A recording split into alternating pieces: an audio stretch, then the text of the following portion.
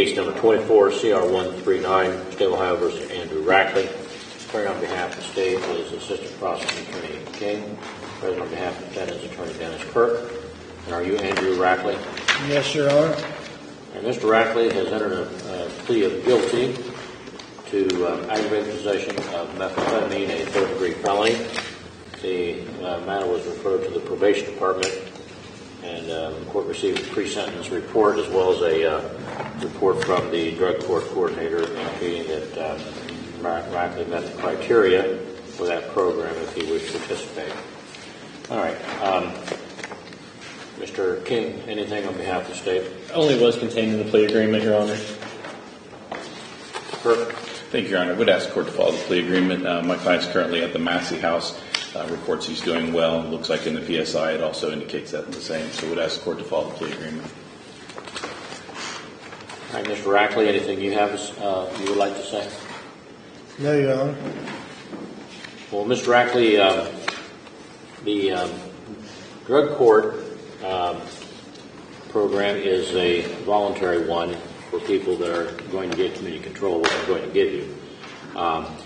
And basically, community control probation is designed traditionally to help people stay out of prison, and that's why we have certain conditions, and if they meet those, they will generally avoid that. Sometimes there's some violations that don't result in them being sent to prison, but that's the goal. The drug court program takes a different approach, and that is that the idea is for you to change your life and to become sober, remain sober, and it is much more intensive. There's more required of you. Daily call-ins, or you're subject to drug testing daily if you're in treatment or if you're in sober living. You have a lot more that is expected of you, but there are also a lot more resources that are available for you to utilize. And the basis of that program is that if you learn how to be sober and maintain your sobriety, you're not going to commit any more criminal offenses, but it's also going to help you totally change your life. And so that's why it's voluntary. Now, you have signed a request to be admitted into the program. Is that what you want to do?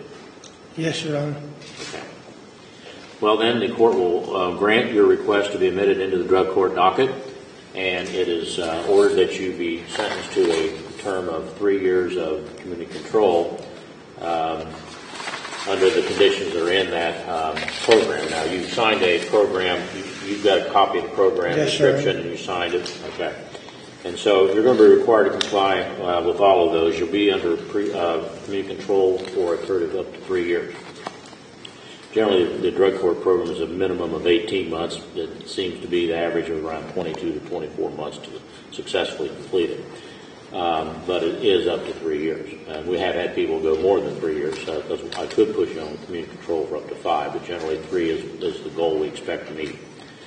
Now, I'm not going to go over every single item in that program because you have a copy of it and you're required to comply with it, but I'm going to highlight several of those conditions. First of all, you must obey all laws of all jurisdictions, conduct yourself in law-abiding manner at all times, report when and as directed, be truthful in all statements you make to the probation department as well as your treatment team.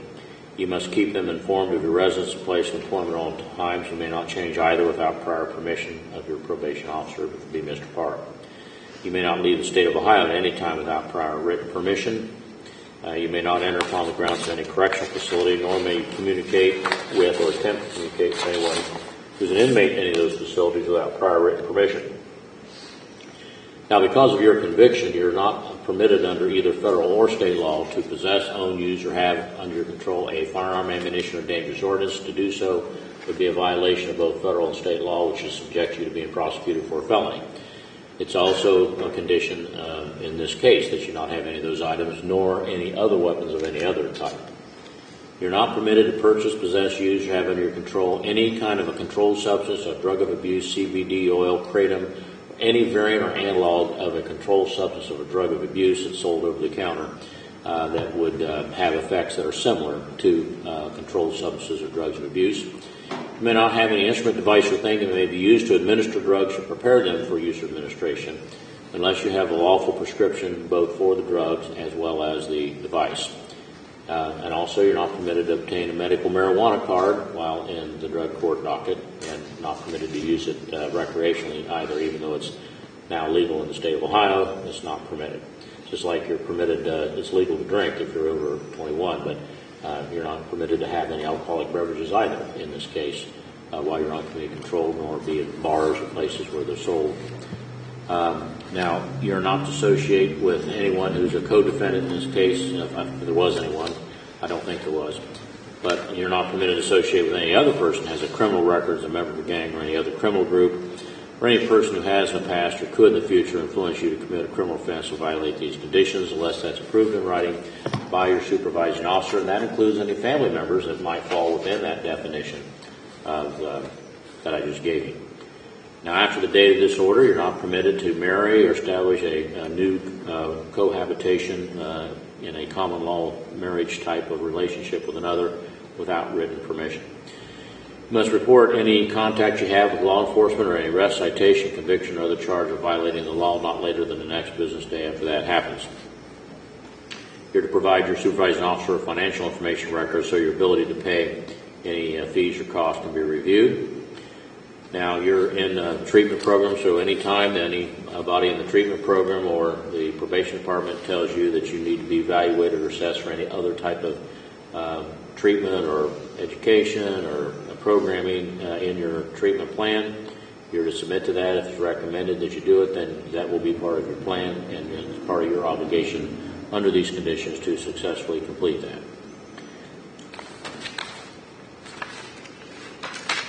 Now, and you're required to comply with and complete your treatment plan successfully. And that may change as we go because as you go through the various stages of recovery, things will be different. But however it changes, whatever the treatment team recommends, that's what you'll be required to do.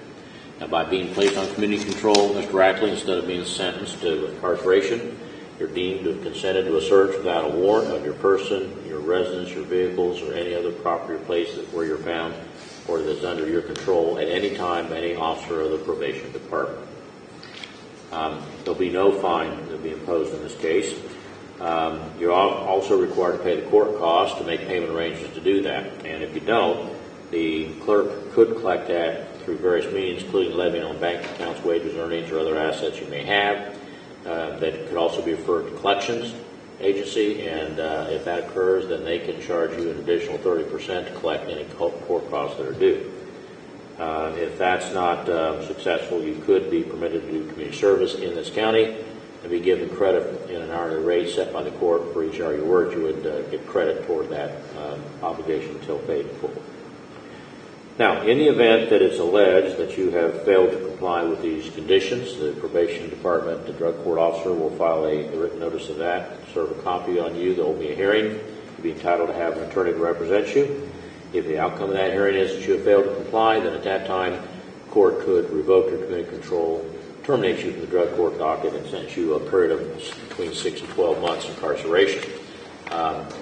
In the event that that is due to being convicted, you're being convicted on a new felony while under community control, and you're sentenced to a term of incarceration in that case, the term in that case and this case could be ordered to be served consecutively to one another.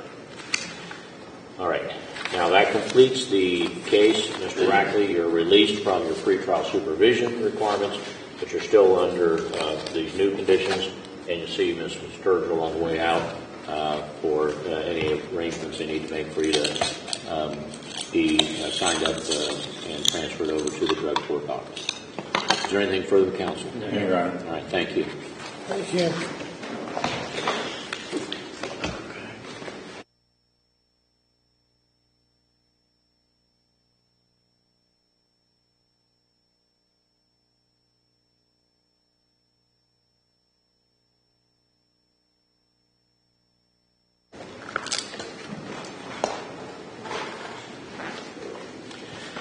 Case number 25, CR 41, State of Ohio versus Ryan Todd Graves. Present on behalf of the State of Ohio is Assistant Prosecuting Attorney King. Representing the defendant is Attorney James Chandler and Beaver, right? Yes, sir. Okay. Now, by the way, did you know any Pfeiffers down there? I worked with a guy who was an attorney in the legislature once in law school, and then he became a state senator and city attorney for Columbus, Rick Pfeiffer. His grandparents were from there.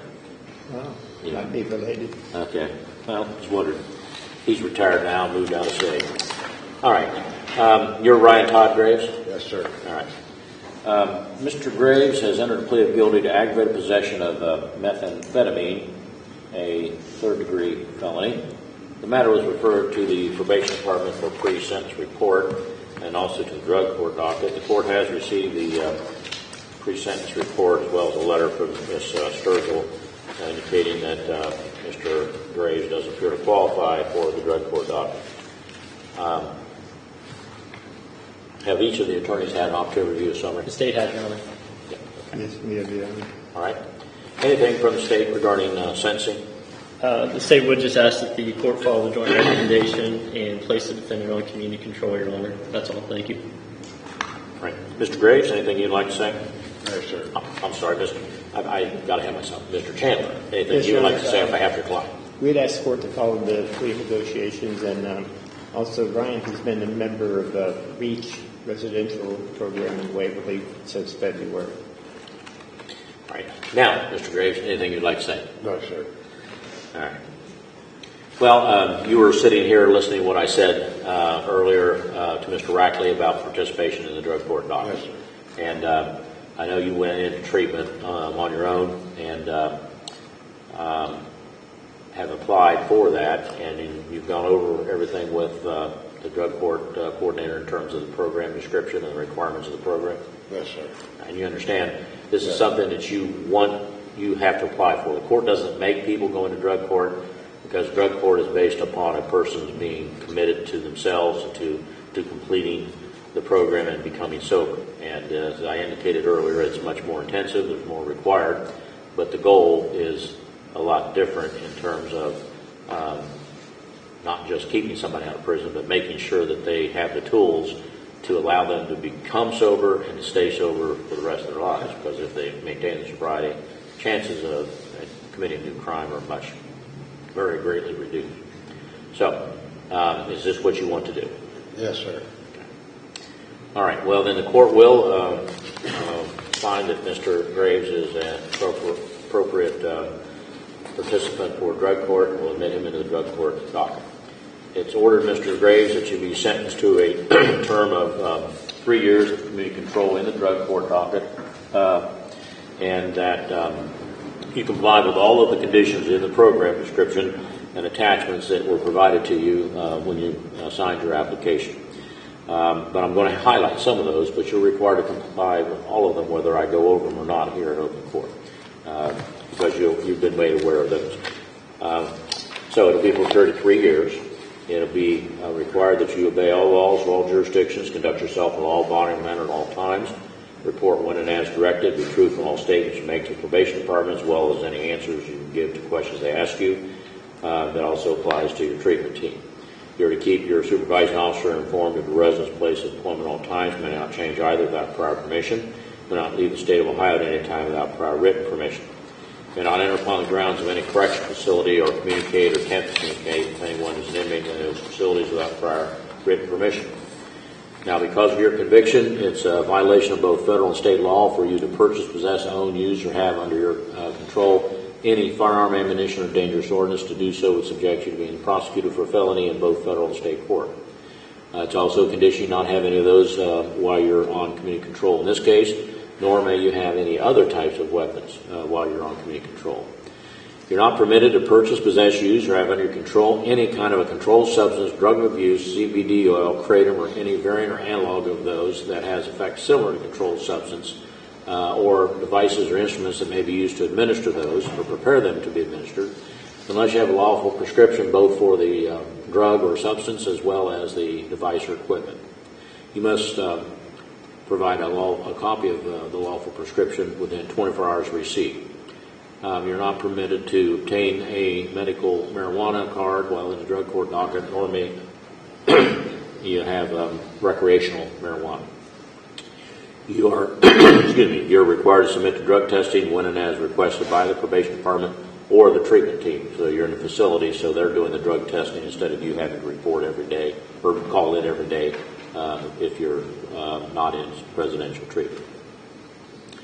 You're not permitted to purchase, possess, use, or have under your control any alcoholic beverage or be present in places like bars where they're sold or being consumed. You're not to associate with anyone who has a criminal record, is a member of a gang or any other criminal group, or any person who has in the past or could in the future influence you to commit a criminal offense or violate these conditions unless approved in writing by your supervising officer. That will also apply to any family members that may fall within that definition.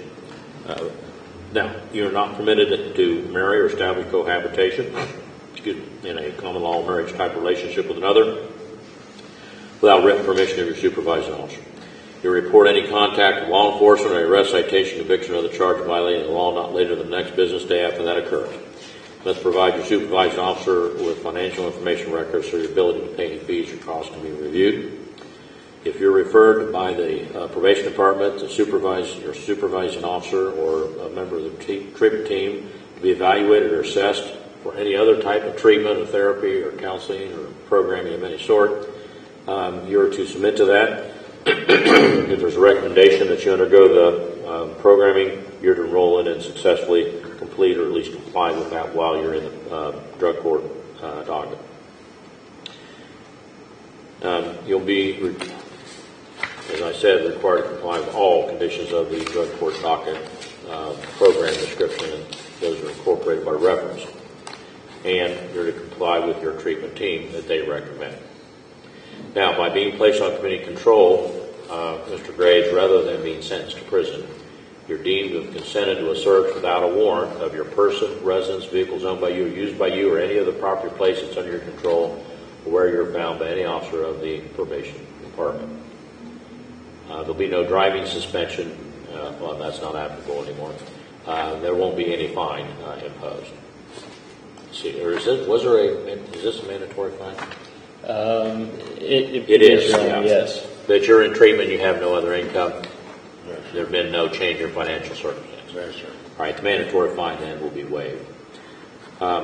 You're also to pay the court cost as a condition as well as a substantive order. And if you don't make payment arrangements to do that with the clerk through the probation department, then the clerk could collect that through various means, including levying on bank accounts, wages, earnings, or other assets you may have.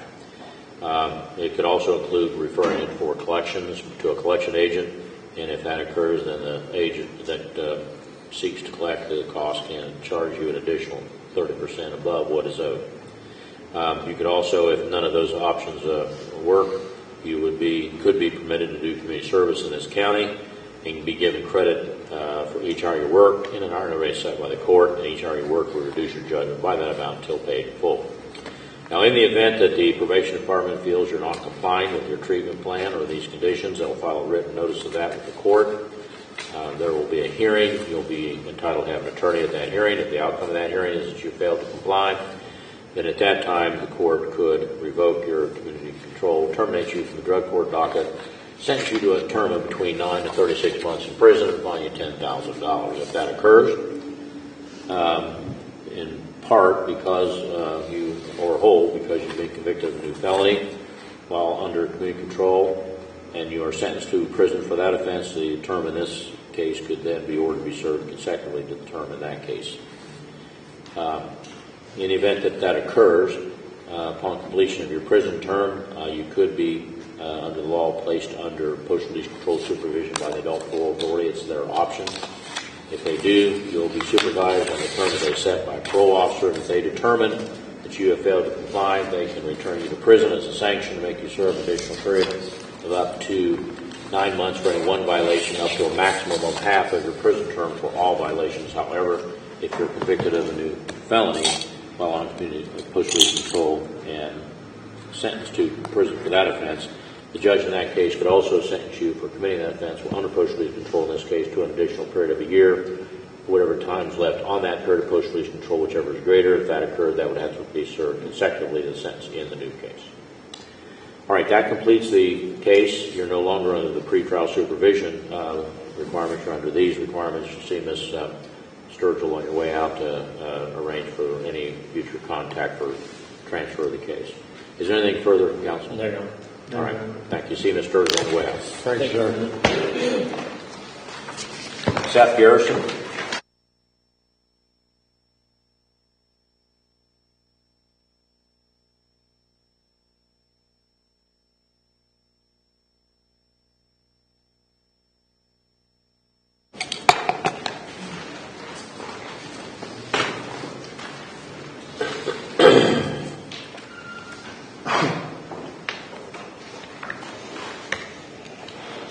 Case number 25, CR 39, State of Ohio versus Seth A. Garrison. Present for the state is Assistant Prosecuting Attorney King. Present on behalf of the defendant is Attorney Catherine Hattner. And are you Seth A. Garrison? Yes, sir. All right, Mr. King, has the victim of the offense been notified of the hearing and the opportunity to be heard? Yes, she has, Your Honor, and she's not present this morning. All right.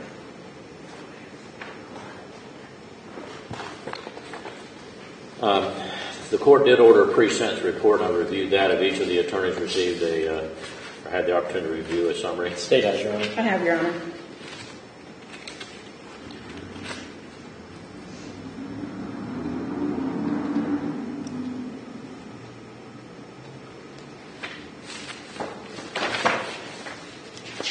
All right. Mr. Garrison, before I can proceed with sentencing, I have to put on the record the explanation of your duties to register, because this offense means that your declared conviction is you're determined to be a Tier 1 sex offender registry. And that means that you're going to be subject to registering for a period of 15 years because you're deemed to be a Tier 1 level offender. That means you'll be required to register in person with the sheriff of the county in which you reside, which in this case is Highland County, and you'll have to do that within 3 days of today. And you'll be required to register in person with the sheriff of any county in which you may work if you work in another county for more than 3 days consecutively or 14 days in a calendar year. If you go to a place of education, do any kind of training, job training, and educational programming of any sort, and that's in a different county, then you'll be required to register in person with the sheriff of that county as soon as you begin that program. So theoretically, under the law, you could be required to register in as many as 3 places: where you're living, where you're working, and where you are going to a place of education. For purposes of working or employment, community service or volunteer work is considered to be employment.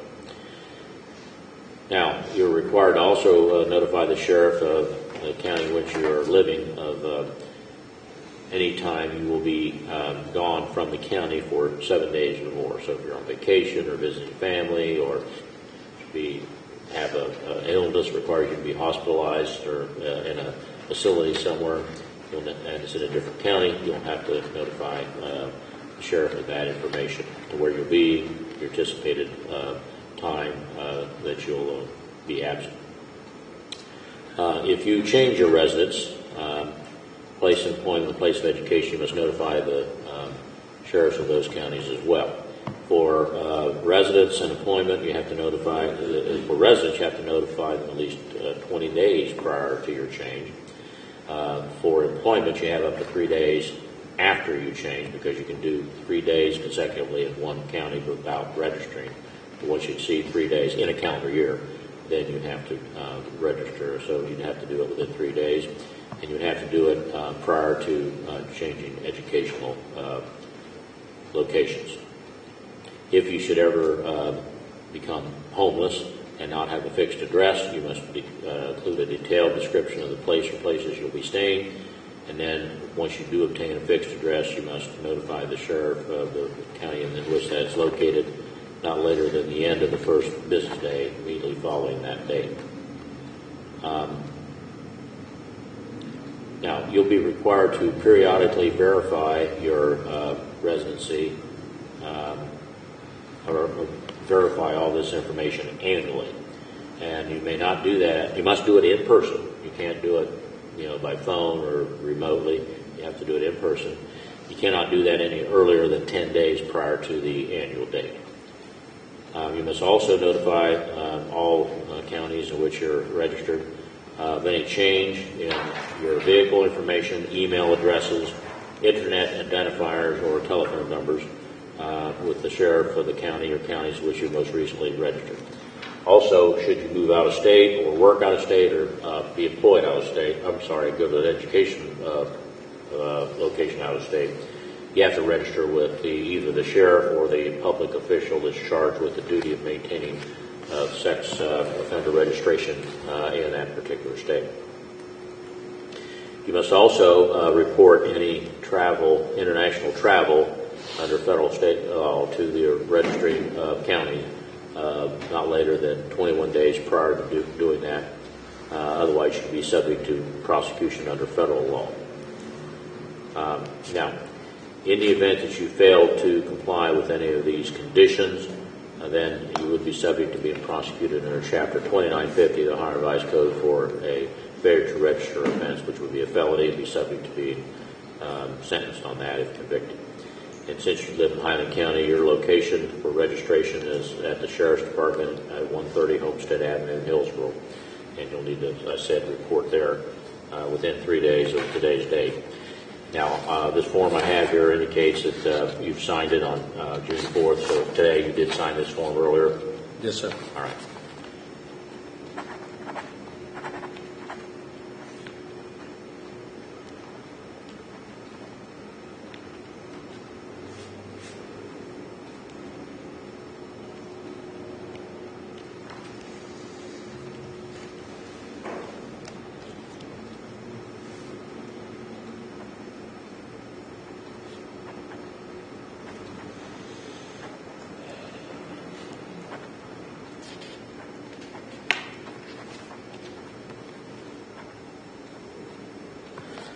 All right.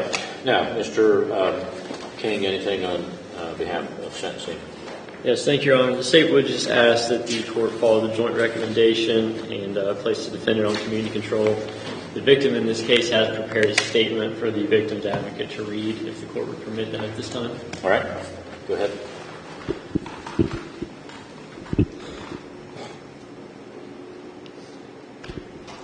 I wasn't going to write anything, and I was going to let this just play out how it was, because the court seems to be taking it very serious. Until I saw this defendant had a letter ready, a 2-page letter at that.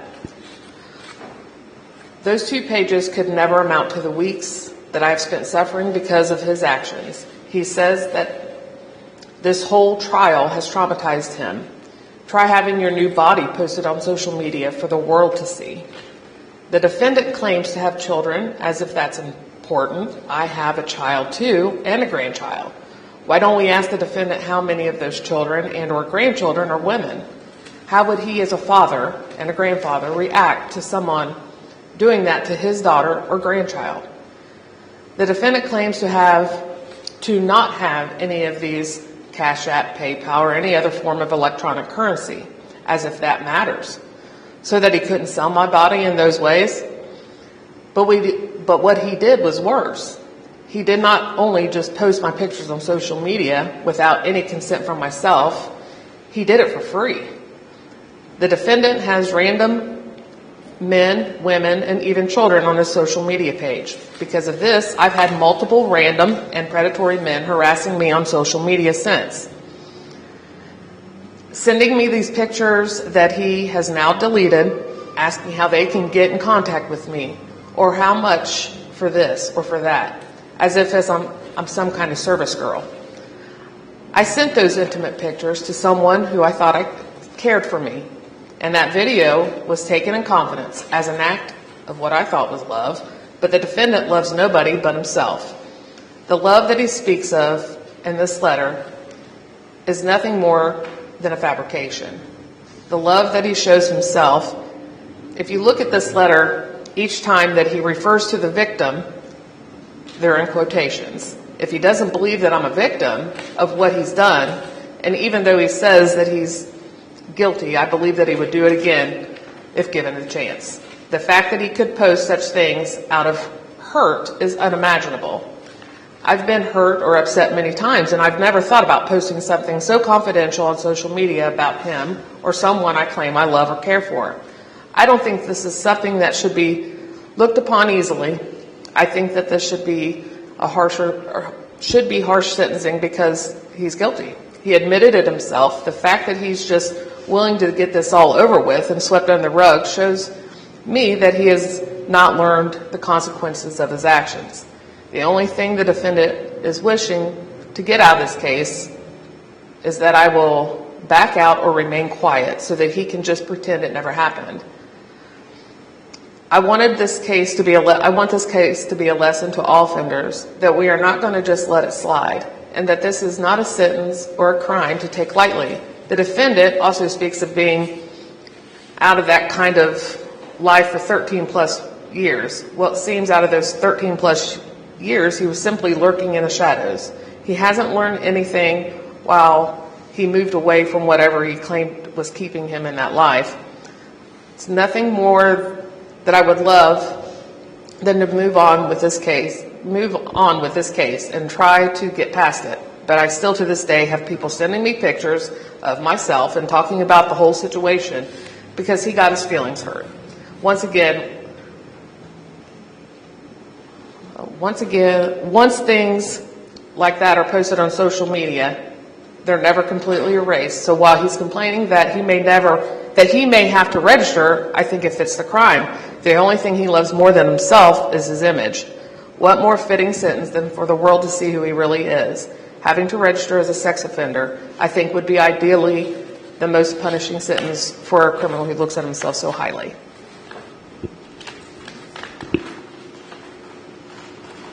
All right, anything else from the state? That's all, Your Honor. Thank you. All right, Ms. Hatner? Thank you, Your Honor.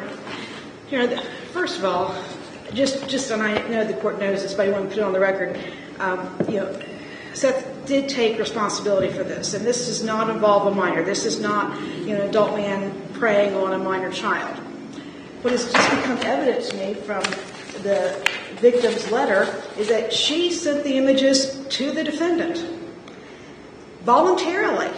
These weren't pictures that he took without her knowledge.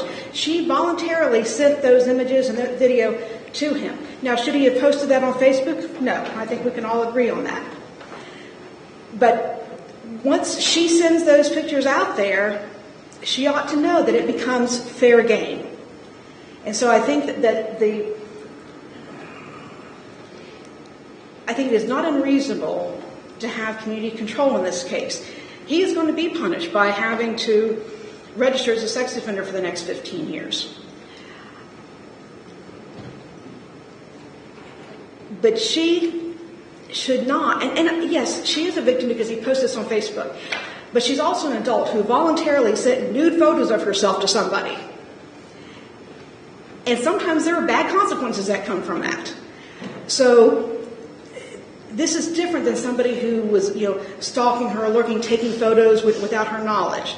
So I want the court to keep that in mind also when you pronounce sentence. Thank you. Mr. Garrison, anything you'd like to say? No, sir. Well, it's my understanding that the victim agreed with the recommendation the state's making. Yes, Your Honor. At the time of the plea. All right. That's correct. And so, that's important, I think, to be on the record again, reinstated or reemphasized.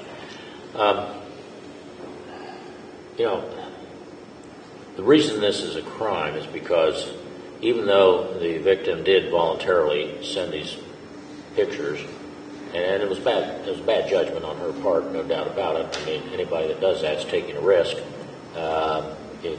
Accounts can be hacked. I don't know about all those things. I just know it happens. I'm not much in terms. I don't do Facebook myself, but or social media. But once you put something out to somebody else, it gets out there, and there's a lot of possibilities that can happen. Now, that being said, there's no assumption of risk here. But what happened here, Mr. Garrison, is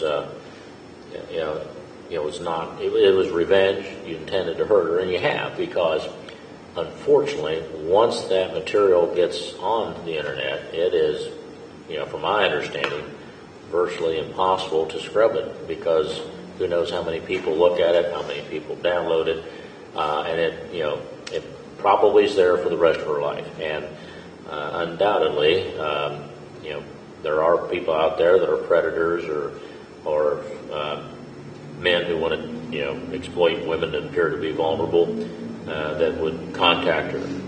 And so that's going to cause some ongoing problems for years, probably. But that being said, I also understand the situation here is that this is not the typical case that we get for pandering. This is basically what I think is referred to more generally as revenge porn, where people that were once partners or married break up, and then they send out compromising pictures, embarrassing pictures to get even and to punish that person, which is what you did. But the law doesn't really distinguish between that. My personal opinion, based upon the knowledge and experience I've had in this job and cases I've read, is that really the intent in this case isn't sexual; it's a revenge. But under the law, this is a sex offense, and that's why you have to be classified. And it is a substantial burden and embarrassment to you, but that's the consequences. The legislature did not exempt this from the definition of a sex offense, and therefore that's why it is considered a sex offense. Although, again, in this case, I don't think there's any question that there was not a sexual motivation. It was clearly anger, hatred, revenge. So, based upon that, and the fact you have worked steadily since I know that you completed probation and community control successfully in this court back about 10 years ago or more, been gainfully employed for over since 2012. So you have, I think, led a law-abiding life and been a productive citizen, but you've made a really big error here. Now, she's made a lot of allegations in her statement. I'm not making any judgment on that, but I'm just saying is that I'm hoping that you understand this is not something you can do in any way in the future, because if it happens again in another context, then I'm sure that consequences will not be the same. It's the order of the court that you be placed on community control for a period of 3 years under these conditions. You're to obey all laws of all jurisdictions, conduct yourself in a law-abiding manner at all times, report when and as directed, be truthful in all statements you make to the probation department regarding your conditions. Must keep them informed of your residence, place, and employment at all times. May not change either without prior permission. You may not leave the state of Ohio at any time without prior written permission. If you do, you have to have a pass and have that on you when you're in the other state. You may not enter upon the grounds of any correctional facility or communicate or attempt to communicate with anyone that's an inmate in those facilities without prior written permission. You're not permitted to purchase, possess, use, or have under control any firearm, ammunition, dangerous ordnance, or weapons of any other type. And possession of weapons or dangerous ordnance or ammunition could be considered a felony under both federal and state law while you're on community control. And due to this conviction, unless you have it removed in the future, you're already disabled because of your prior drug offense. I know there was a reference, an allegation you had weapons or guns. You can't have those because that's a felony. Now, you're not permitted to purchase, possess, use, or have under your control any controlled substance, drug of abuse, CBD, oil, kratom, or any variant or analog of any controlled substance that has effects similar to those. Nor may you have any instrument, device, or thing that can be used to administer those or prepare their administration unless you have lawful prescription for both the substance as well as the device. You're to submit to drug testing when and as requested by probation. You may not purchase, possess, use, or have under control any alcoholic beverage or be present in places where it's being sold or consumed, even if it's otherwise lawful. Not to associate with anyone who has a criminal record as a member of a gang, or any person who has in the past or could in the future influence you to commit a criminal offense or to violate these conditions. And that applies to any family members that fall within that definition unless you were residing with them immediately before this offense was committed. You're not permitted after the date of this order to marry or establish cohabitation of common law marriage type relationship with another without written permission. You must report any contact with law enforcement or any arrest, citation, conviction, or the charge of violating the law not later than the next business day after that occurs. You must provide your supervising officer financial information records so your ability to pay any fees or costs can be reviewed. If the probation department refers you for an evaluation, for assessment, for any other kind of treatment, therapy, programming of any sort, you're submit to that. If there's a recommendation for programming, you're to enroll in and successfully complete it, or at least comply with it while you're on community control. You're to pay the court costs of this action and make payment arrangements with the clerk to do so. You're not to have any contact of any type with the victim of the offense while on community control. Now, by being placed on community control rather than being sentenced to a term of incarceration, you're deemed to have consented to a search without a warrant of your person, residence, vehicles owned by you or used by you, or any other property place that's under your control or where you're found at any time in the office of the probation department. There will be no fine imposed in this case.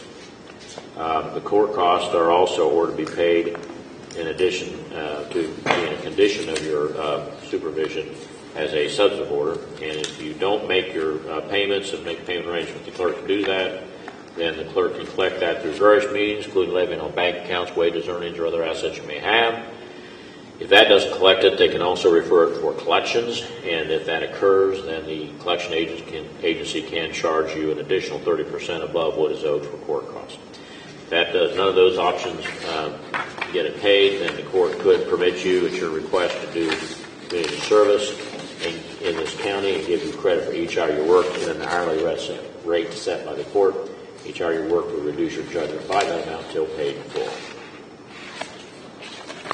All right, that completes the, I'm sorry, I didn't indicate. In the event that it's alleged that you have failed to comply with these conditions, the probation department will file a written notice of that with the court. There will be a hearing. You'll be entitled to have an attorney. If the outcome of that hearing is you fail to comply, then at that time you could be sentenced to a term between 6 to 12 months and fined $2,500. That sentence is to the prison facility. Upon completion of that, it is mandatory that you be placed under post-release control supervision for a period of 5 years. And that means you'll be supervised by a parole officer in the term set by the Adult Parole Authority. And if they determine that you have failed to comply, they could return you to prison and make you serve an additional period of up to, in this case, half of the total prison term for one or more violations. However, if you should commit a new felony while under post-release control, then in addition to whatever sentence a judge in that new case could impose, that judge could also sentence you for committing that offense while under post-release control, in this case, to an additional period of 1 year or whatever time is left on that period of post-release control, whichever is greater. And if that occurs, that has to be served consecutively to the sentence in the new case. I'll also note that the plea agreement provided for him to be referred for treatment. He was referred and evaluated, and the evaluation I received indicated that there was no, and you're not in treatment now, right? Yeah. No, no. What they indicated was they didn't see any diagnosis that would require any treatment, so that will not be in order at this time. However, it could be in the future if probation feels, due to whatever they're observing, that you need to be evaluated. Treatment could be then ordered in the future by the probation department. All right, is there anything further from counsel? No, Your Honor. All right, this completes the case. You're discharged from your pretrial supervision conditions, and see Officer Benson on the way out to arrange for your appointment to be transferred to felony supervision, and make sure you register within 3 days at the Sheriff's Department. All right, thank you.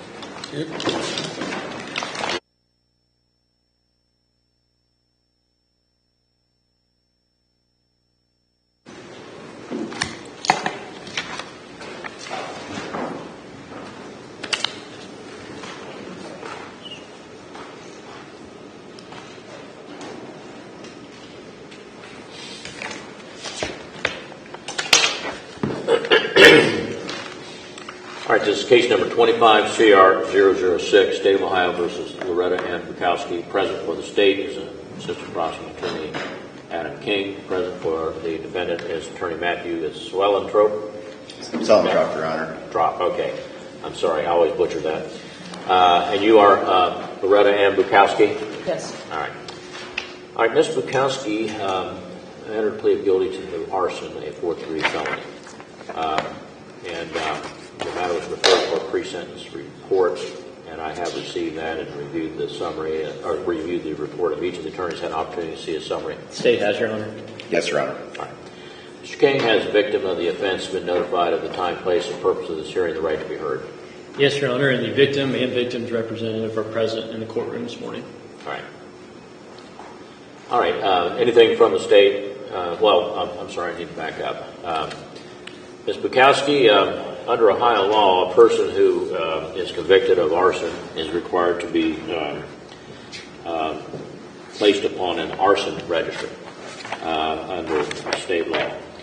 And so because you've been pled guilty to an arson-related offense, in this case arson, as defined by statute, you're required to register with the sheriff in the county in which you're residing, which is, you're in Beaver Creek. Is that in Greene or Montgomery?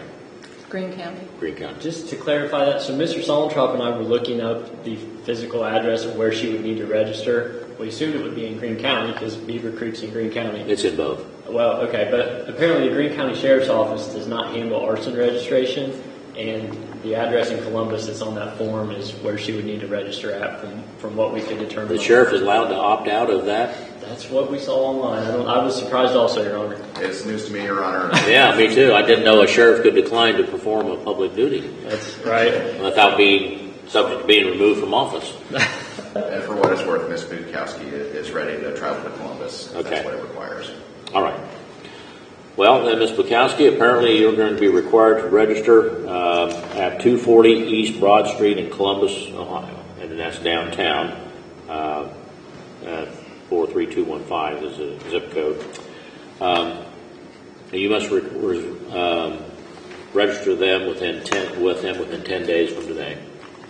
You'll be required to provide your information that's listed on this, which is your Social Security number, full name, any alias or other names, nicknames you may go by, your residence address, the offense of which you were convicted. So your attorney can give you a copy of that, and you'll need to take that with you. You have to provide a description. This is not, we don't do this for sex offenders, but anyway, this says for a description of scars, tattoos, or other distinguishing marks you may have, the name and address of any place you may be employed or attending school, your driver's license, or if you have a commercial driver's license, you must provide a license plate number of all vehicles that you own or that you use or registered in your name. And then must include the VIN number and a description of the vehicle. And you must provide fingerprints and palm prints. I know you've already been done that already, but you had to redo it on the registry because apparently they are in a separate database. And they'll take a photograph of you at the same time. And again, we have that at the jail, but it'll be a different database, and that's why they're doing it, I guess. You must also pay a registration fee of $50 unless that fee is waived. Now, after the first registration within the next 10 days, you'll be required to re-register annually, and you must also update or amend any information that changes from the time you last registered within 10 days of the anniversary of the calendar date on which you initially registered. And you'll have to go in with no sooner than 10 days before the anniversary date, no later than the anniversary date of your first registration. If you change your address, then you're also required to notify them of that, and it appears that they're charging a re-registration fee of $25 each year you have to re-register. And it's required to be comply with all of those requirements unless your sentencing court till death until your sentencing court determines otherwise. Counsel, what do you think on that? That seems to me to be a little extreme. What do you think, Mr.? I would agree, Your Honor. Well, what do you think? I'll give you a chance first, and then he can respond. Well, thank you, Your Honor. I think you spoke for me. It's a little extreme, but I believe it's 15 years, but I didn't do the research beforehand, so for what it's worth, I'll defer. Well, this is the second one of these I've had, I think, since they did this, maybe the third. I didn't remember that was lifetime. I didn't either until I pulled that form. Yeah, I mean, I can understand it if you have somebody who is a serial arsonist and there's various mental health issues for people that are compulsive arsonists, some of which are sexually motivated, some of which are motivated by hero complexes and different things. But in this circumstance, given her situation, I think that seems to be really extreme. So you say you think there's a 15-year minimum? I didn't think there was any wiggle room on this, Your Honor. I haven't researched it, but It says unless your sentence determines otherwise. I don't either because I haven't looked at it. And for what this is worth, and showing Ms. Bukowski's willingness to comply with the court's terms and conditions, should community control be imposed? If it's lifetime, it's lifetime. She'll do it. Well, the thing to me is that when we get, many of us as we get to be older end up living in assisted living or nursing homes, it seems to be ridiculous that they'd have to pull that person out of a. Not to say that that's going to happen to you. None of us want it to happen, but the data shows that it happens to a large number of people that they have to pull her out of a nursing home, transport her to Columbus to be re-registered. So, based upon that and the age of this defendant, I'm going to say 5 years. So.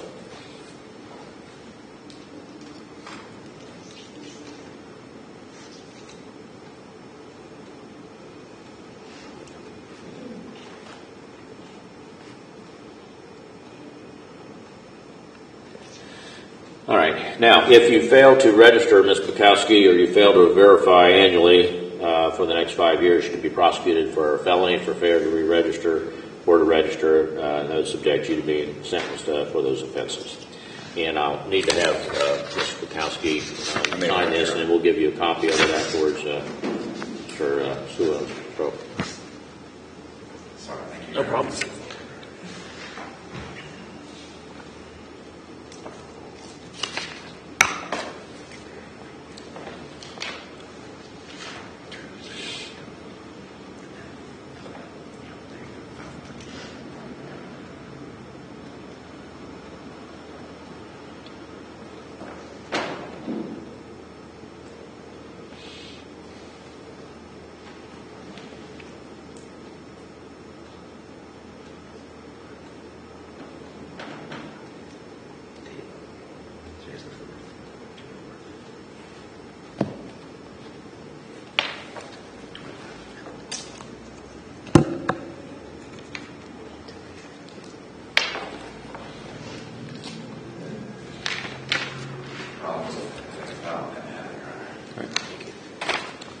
All right, the regular flow that will show that Ms. Bukowski has signed this and dated it, and I'll sign it now.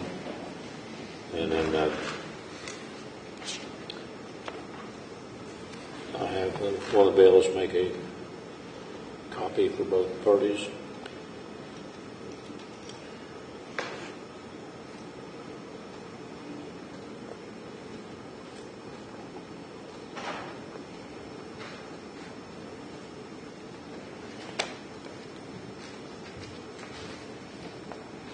Make a couple copies of this and give one to each. Make 3 so Ms. Bukowski has one, so give 2 to them, 1 to Adam.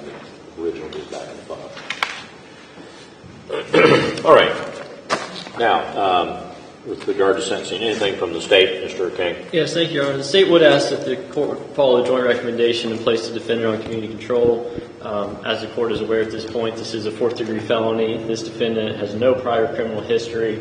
Aside from this incident, appears to have led an otherwise law-abiding life. There is restitution in this case, as is outlined in the plea agreement. I would ask that be ordered. That's $500. That's $500. Yes, that's correct, Your Honor. And also, the victim's representative would like to make a statement at this time, if the court would permit. All right. That person would stand and identify themselves. Are you Ms. Frizzell? I am. All right. Kathy Frizzell with Yes. the C, right? Yes. Okay. All right. If you would, and for the record, that's Frizzell. Correct. All right. Go ahead and speak. Okay, thank you. Romans 12:17. Do not repay anyone evil for evil. Give careful thought to do what is honorable in everyone's eyes. As retired teachers, Lori Bukowski and I have both been blessed to touch the lives of many children.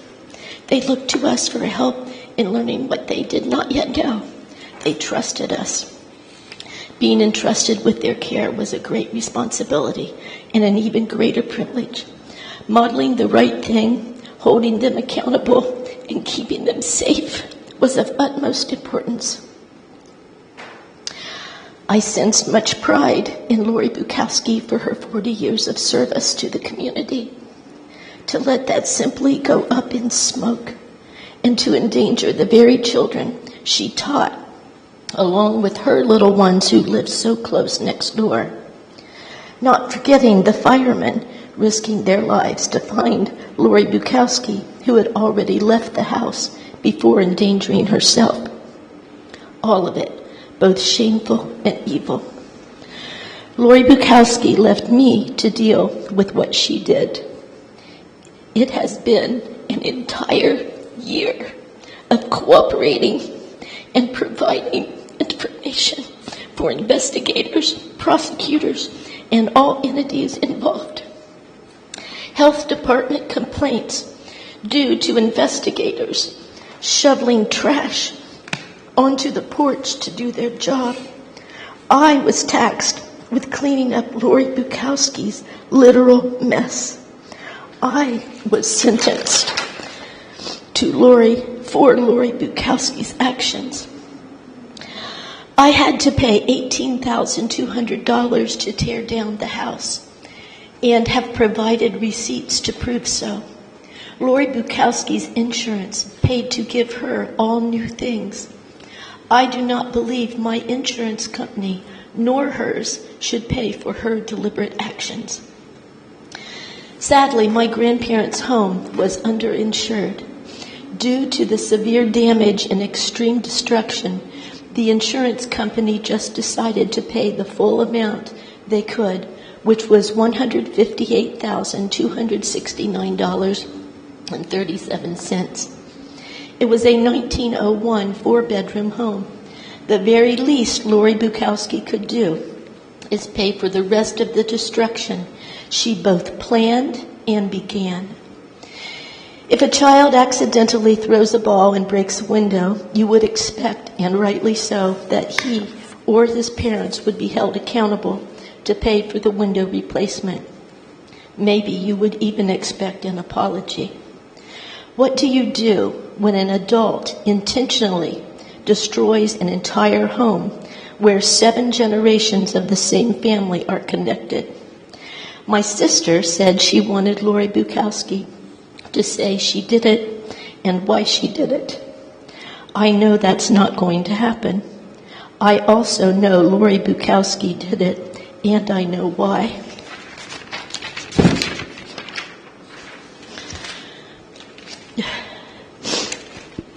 Lori Bukowski, I hope you are sorry and will want to make things right. There are consequences to our actions. My 87-year-old mom is the last of 9 children and is the last living of those 9. She grew up in that house. Every weekend, I visited with my big extended family and spent weeks there in the summer. When my grandma died, my parents bought her home. My dad worked to update and maintain the property. He was good to Lori Bukowski in allowing her to live in my grandparents' home. I lost my dad in March 3 years ago. We lost our generational family home on June 8th. And I lost my sister and only sibling on March 29th, 2025. My beautiful sister was taken by God. Our home, with all the memories and traditions, was taken by you, Lori Bukowski. None of my family, especially my mom, will ever be the same.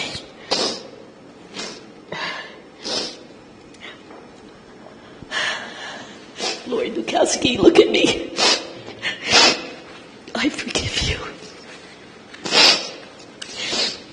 And I hope that you talk to Jesus because he will forgive you too.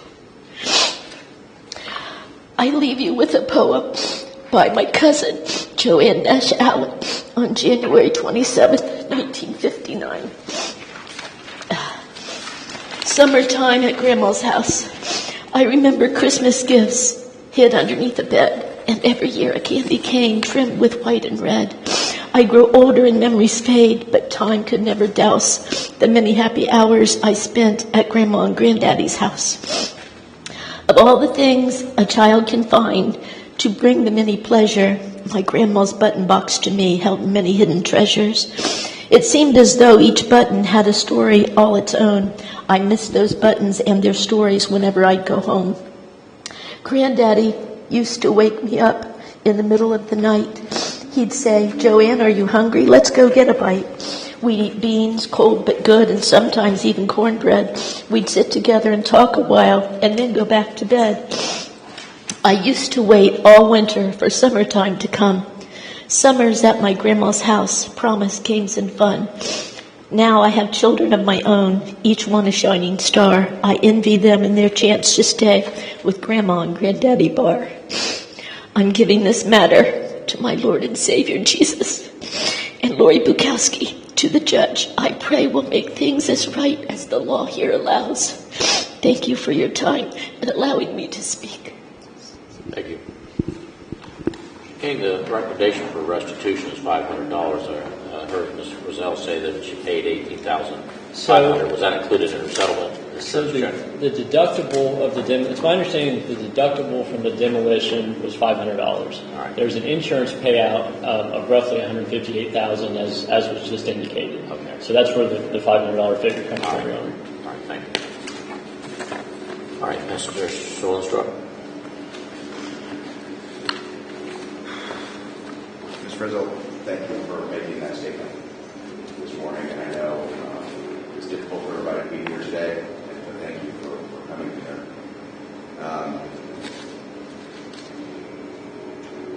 This is a hard case because it involves such a long memory with this family. But I would like this court to know and to reiterate that this is a no contest plea. Sentencing hearings are difficult and tricky in situations like this. It's been really great getting to know Miss B. That's her identity. She's served this community. She was a pillar of this community for 40 years. She is a public servant to those that need it the most, children. And yes, it's all gone in a moment. Went up in smoke. And she recognizes that.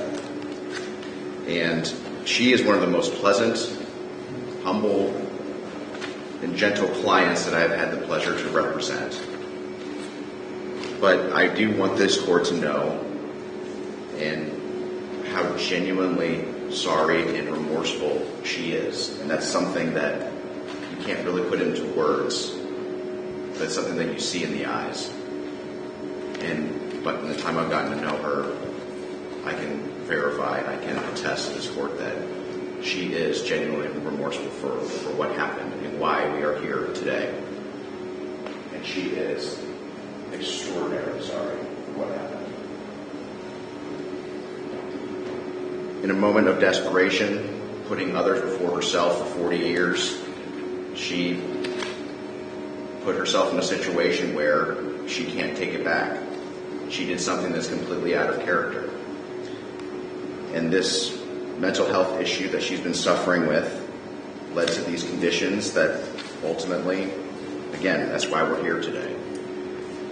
I would just note that the parties have jointly recommended a community control sentence. And I'll reiterate that at the plea hearing, we clarified that was a recommendation for no incarceration. She is taking care of her mental health now. She did engage in treatment on her own after this incident occurred. She is following through and trying to make right for what she has done. And it's just a shame. It really is. Because she is suffering every day for the consequences of her actions for what she has done to this family. And not only does she recognize that she has hurt other people and their legacy, but she's also destroyed her own legacy, her own family. Going for a recipe or a photograph that no longer exists because of a moment of desperation. But again, this is Miss B. I hope that her legacy will be seen for what it is. People do make mistakes. And I know that I'm a better person for having gotten to know her and represent her. And I just hope that the world can forgive her because, like we said in prior hearings, this can't be scrubbed from the internet, it can't be scrubbed from the media, and that's going to exist forever. But she has provided a tremendous service to this community for such a long time. It's a value that can't be put into any kind of equation or monetary terms. Her registration, her reporting, we're asking the court to impose community control sanctions and recognize not only her service, but the suffering that she is dealing with, the remorse that she demonstrates, and everything, the burdens that she's going to have to carry going forward in her life. Thank you. Thank you. Ms. Bukowski, is there anything you'd like to say? Yes, sir. I am so sorry for the pain and trouble that I have caused you. I am very, very sorry. As a special ed teacher in Greenfield, I dedicated my life to helping children and giving the community, but I failed to take care of myself and my home and your home. I let my situation get away from me in so many ways. I fell apart emotionally and dangerously, irrational decision that I never would have thought of possible. I am relieved no one was physically hurt. I was in a bad headspace personally, and I was driven to a terrible and desperate action that I deeply regret. I feel terrible for your family, Betty. I am trying to move forward, but will live with the fallout of that night for the rest of my life. I've moved out of Greenfield and begun doing counseling and mental health care for the past year and will continue. I am deeply sorry. Thank you. All right. Well, Ms. Bukowski, I don't see many school teachers here, especially people who taught for 44 years. Generally those are people that are serving to the community, as you were, and Ms. Frizzell and others. But I guess it illustrates that, just like teachers are just like anybody else, they can have issues. Same thing with lawyers and doctors and nurses. And what we see on the outside and in public is not necessarily a true reflection of what that person is going through or where they are in their lives. And it appears to me, given the fact that it appears you were what I think anyone would define as a hoarder, and hoarding is not just being, wanting to keep stuff. Because I have a whole lot of stuff, and my kids said, Dad, get rid of it. We don't want it. So I tried to do that, but in this case, it was pretty extreme. And you've also, indicated, some of your emotional feelings, and I think you've probably been dealing with that for years, just on your own instead of trying to get help. And unfortunately, it's led you to this path. And I think that's clearly what happened is your emotional state and your situation. There's nothing I can do in the sentence to recoup the loss that the family has because the things, the home is an important memory. I mean, everyone has memories of their childhood homes, I think. Not always good, but most of the time, I think in this case they were. And that can't be replaced. And the law provides, in the criminal case at least, that I'm not permitted to order restitution to insurance companies. That could be as a matter of civil suits you may face in the future. I don't know. But that's beyond the purview of this case. And it's unlikely you're going to commit another offense. But again, this seems to be. I know you've lived in this home for like 20 years, accumulated a whole lot of stuff, and you've been in health department and you had your gas shut off and other utilities shut off because of the conditions, I guess. I'm guessing, speculating from what I read in the report. But I think it is true. Your legacy has taken a big hit too, because 44 years you've got a lot of kids you've dealt with, and not all will necessarily have favorable memories, but generally, if a person teaches for 44 years, they're doing a reasonable job, and I'm sure there are many students and families who will be shocked at what happened here and just surprised. And I know that's a consequence. So, given the circumstances in this case, the court will follow the plea recommendation. It's the order of the court that you be sentenced to a term of 3 years of community control under the supervision of the probation department. You'll be required to obey all laws in all jurisdictions, conduct yourself in all body, manner, and all times, report when and as directed, be truthful in all statements you make to the probation department. Keep them informed of your residence, and should you become employed, your place of employment at all times. You may not change either of those without prior permission. Do not leave the state of Ohio at any time without prior written permission. If you do go out of state, you have to have a written pass with you while you're in that state. You may not enter upon the grounds of any correctional facility or communicate or attempt to communicate with anyone who's an inmate in those facilities without prior written permission. You're not permitted to purchase, possess, own, use, or have under your control any firearm, ammunition, dangerous ordnance, weapon of any other type. And to do so in the future could subject you to being prosecuted by both the state and federal authorities. You may not purchase, possess, use, or have under your control any kind of a controlled substance, drug of abuse, CBD, oil, kratom, or any variant or analog of any controlled substance that has effects similar to controlled substances or drugs of abuse, nor may you have any instrument, device, or thing that may be used to administer them or prepare them for administration, unless you have a lawful prescription both for the substance as well as the device or equipment. And you must provide a copy of any lawful prescription within 24 hours of receipt. You're to submit to drug testing when and as directed. You may not purchase, possess, use, or have in your control any alcoholic beverage, nor be present places where they're sold or being consumed. You're not to associate with anyone who has a criminal record as a member of a gang or any other criminal group, or a person who has in the past or could in the future influence you to commit a criminal offense to violate these conditions, unless approved in writing by your supervising officer. You must report any arrest, citation, conviction, or other charge of violating the law not later than the next business day after that occurs. You be required to provide your supervising officer with financial information so that your ability to pay any fees or costs can be reviewed. If you're referred by the probation department while you're on community control for any assessment or evaluation for further treatment or therapy or counseling or any other kind of programming, you're to submit to that evaluation or assessment. If there's a recommendation for programming, you're to enroll in and successfully complete that, or at least be in compliance with it while you are on community control. You're to pay the court costs and make payment arrangements to do that. It's ordered that you make your restitution in full by August the 1st of this year. And you're to comply with your mental health treatment plan.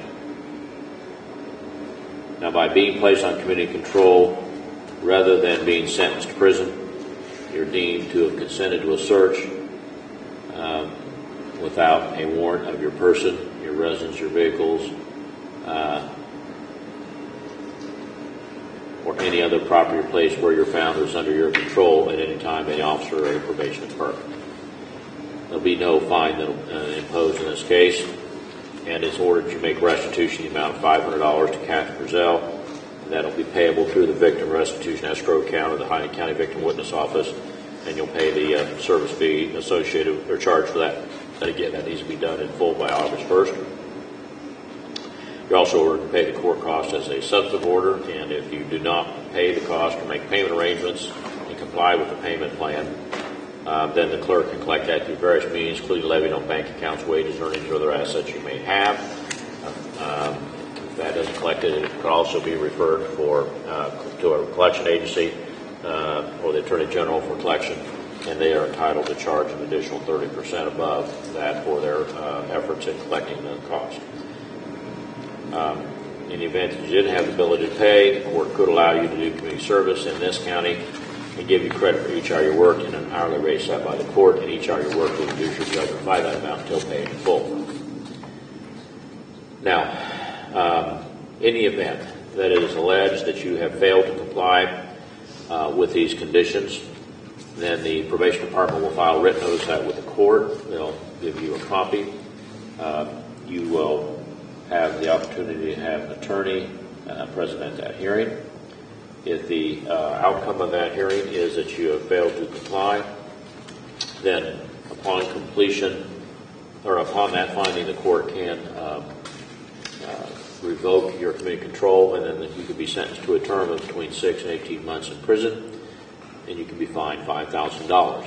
And if you were terminated in part because, or in whole, because you had committed a new felony while on community control, and you received a felony term of incarceration for that, then the term for that new felony and this, any imposed in this case, could be served consecutively to one another.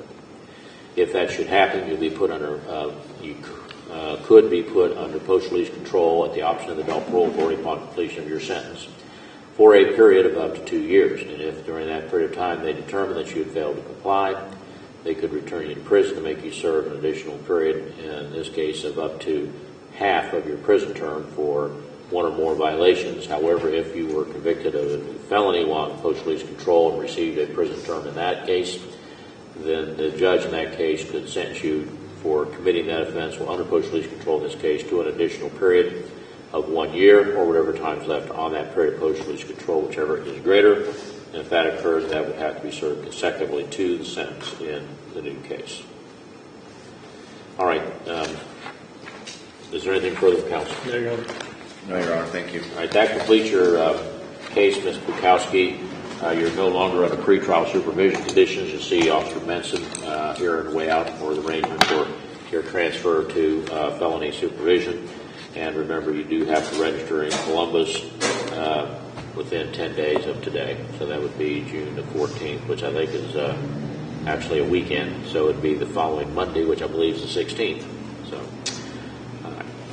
all right. Thank you. Thank you. Please rise.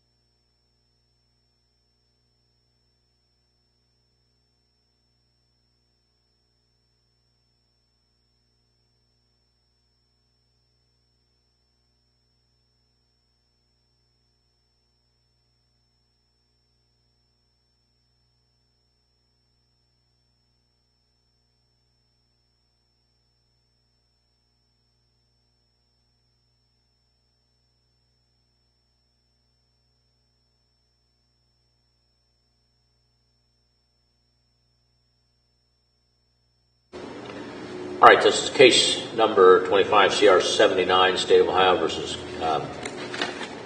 Katie Joanne Fetro. Are you Katie Joanne Fetro appearing there from the jail with your attorney, William Armentrout? Yes. All right, and Prosecuting Attorney Collins is appearing from the prosecutor's office on behalf of this state. The defendant is charged in with two co-defendants. Looks like she's charged in counts 1 through 19, various trafficking and possession of drug offenses, as well as engaging in a pattern of corrupt activity. I believe this is the first pre-trial. Trial is set for, final pre-trial is June 25, and trial set for July 10. All right, I see that the state did provide a bill of particulars as well as compliance with discovery, and you received those, Mr. Armentrout? Yes. All right. Your discovery will be due by the final pretrial. Are you anticipating any pretrial motions? No. All right. Has there been a written plea offer provided yet? There has been. My client's made aware of it, Your Honor. All right. All right. Are there any other matters we need to discuss then at this time? No. Not from the state. All right. Thank you. All right.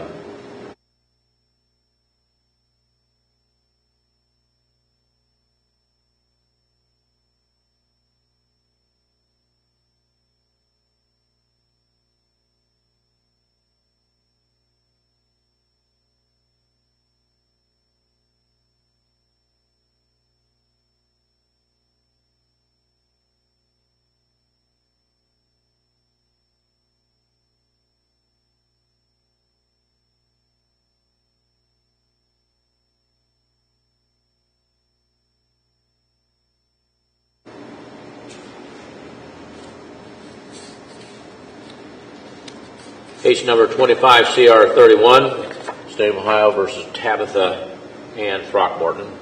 Are you Tabitha Ann Throckmorton appearing there from the jail? Yes, sir. All right. This is a pre-trial being conducted by Zoom. Ms. Throckmorton is charged with aggravated trafficking and possession of methamphetamine. Her attorney is Danielle Witt, appearing from her office, appearing from the prosecutor's office, Prosecutor Collins. I believe this is a first pre-trial, and we have a final pre-trial, I believe, June 25. As soon as I can find June 25, and the trial date is July 10. See, the state's provided the notice of service of the bill of particulars and compliance with discovery, and you've received that, Ms. Witt. You're on mute. Sorry about that. Yes, I have received it. All right. All right. Your discovery will be due by the final pretrial, and are you anticipating any pretrial motions? No, none at this time. All right. Well, they're due by the final pretrial as well. Has there been a written plea offer provided? There has been. Is your client aware of it? Yep, she is. All right. All right. Are there any other matters we need to discuss on this matter then at this time? No, Your Honor. No, Your Honor. All right. We'll see you on the 25th then, Ms. Throckmorton. Thank you. Thank you. All right. Benjamin Benner.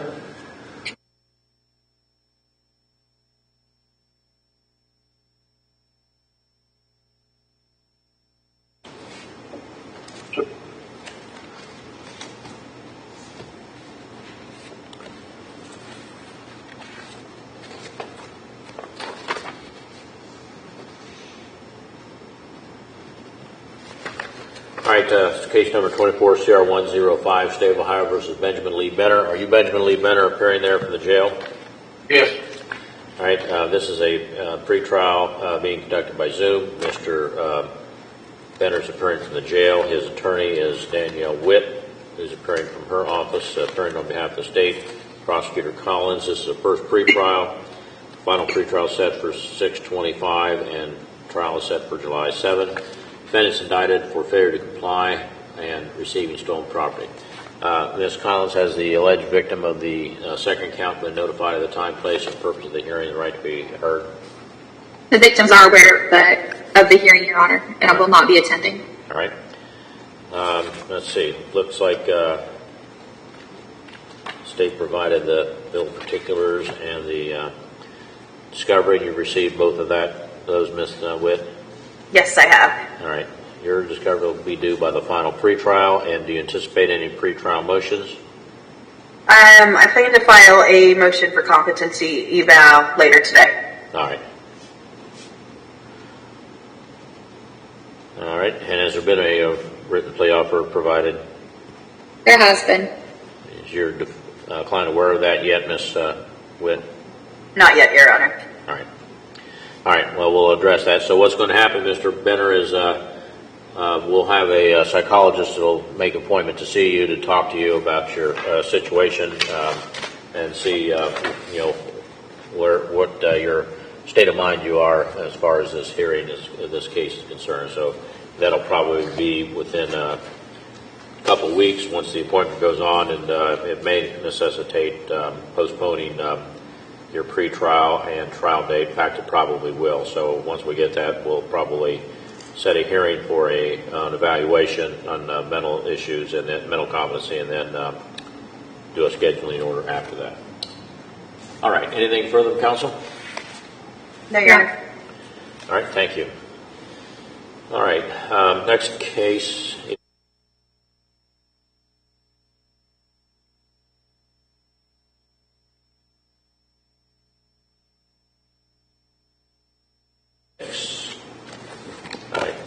Case number 25 CR 66, Dave, Ohio versus Yash Kumar P. Patel.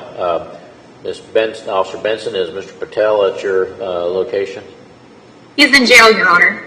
Oh, I'm sorry, I didn't see that. Oh, there he is. I'm sorry. I didn't see that he was in jail, but now I see it is. I'm sorry. Apologize for that. All right. Mr. Patel, you're Yash Kumar P. Patel appearing there from the jail. Yes, sir. All right. Mr. Patel's attorney is Danielle Witt, appearing from her office. Appearing from the prosecutor's office is Prosecutor Collins on behalf of the state.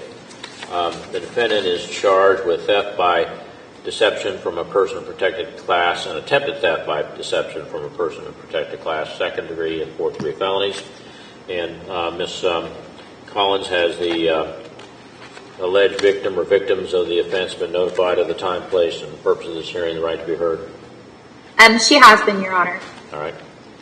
All right, I see that the state has provided compliance with discovery and the bill of particulars. Has that been provided?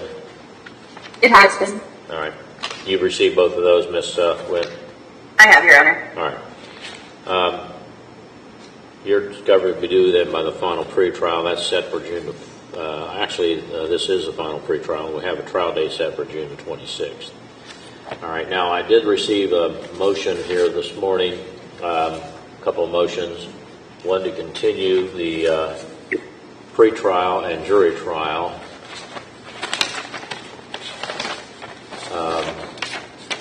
on the basis of the extensive nature and complexities of the case, more time needed for discovery and appropriate preparation. And then there's a request for appointment of an investigator to assist in this case. And then the motion for appointment of an investigator. So first of all, with regard to the motion to continue, let's address the motion for investigator first. Ms. Witt, you want to provide any additional particulars in regard to your motion? Yes, Your Honor. Without getting too much into the case, there has been a lot of discussions with Mr. Patel about potential aspects such as the international travel, his records in and out of the country, some bank statements and things of that nature that I would need assistance in obtaining through an investigator. Well, bank statements from where? You'd have to get those from the banks unless you're talking about his residence or somebody else that has them for him? In Canada, yes. In Canada? Yes. Okay, not sure how you're going to get those. If it's okay. Well, what is it you need your investigator to do? Basically obtain records from Border Control regarding his entries in and out from Canada, because he believes that it will show that he was not in the country during the date of one of the incidents. Okay. All right.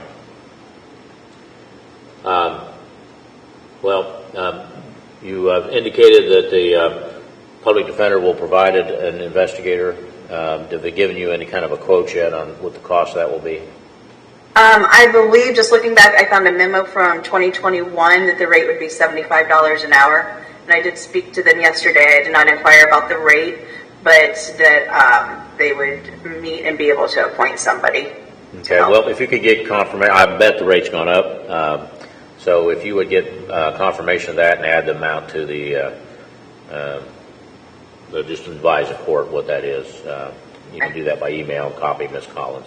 Ms. Collins, you have any thing you'd like to say in regard to that motion?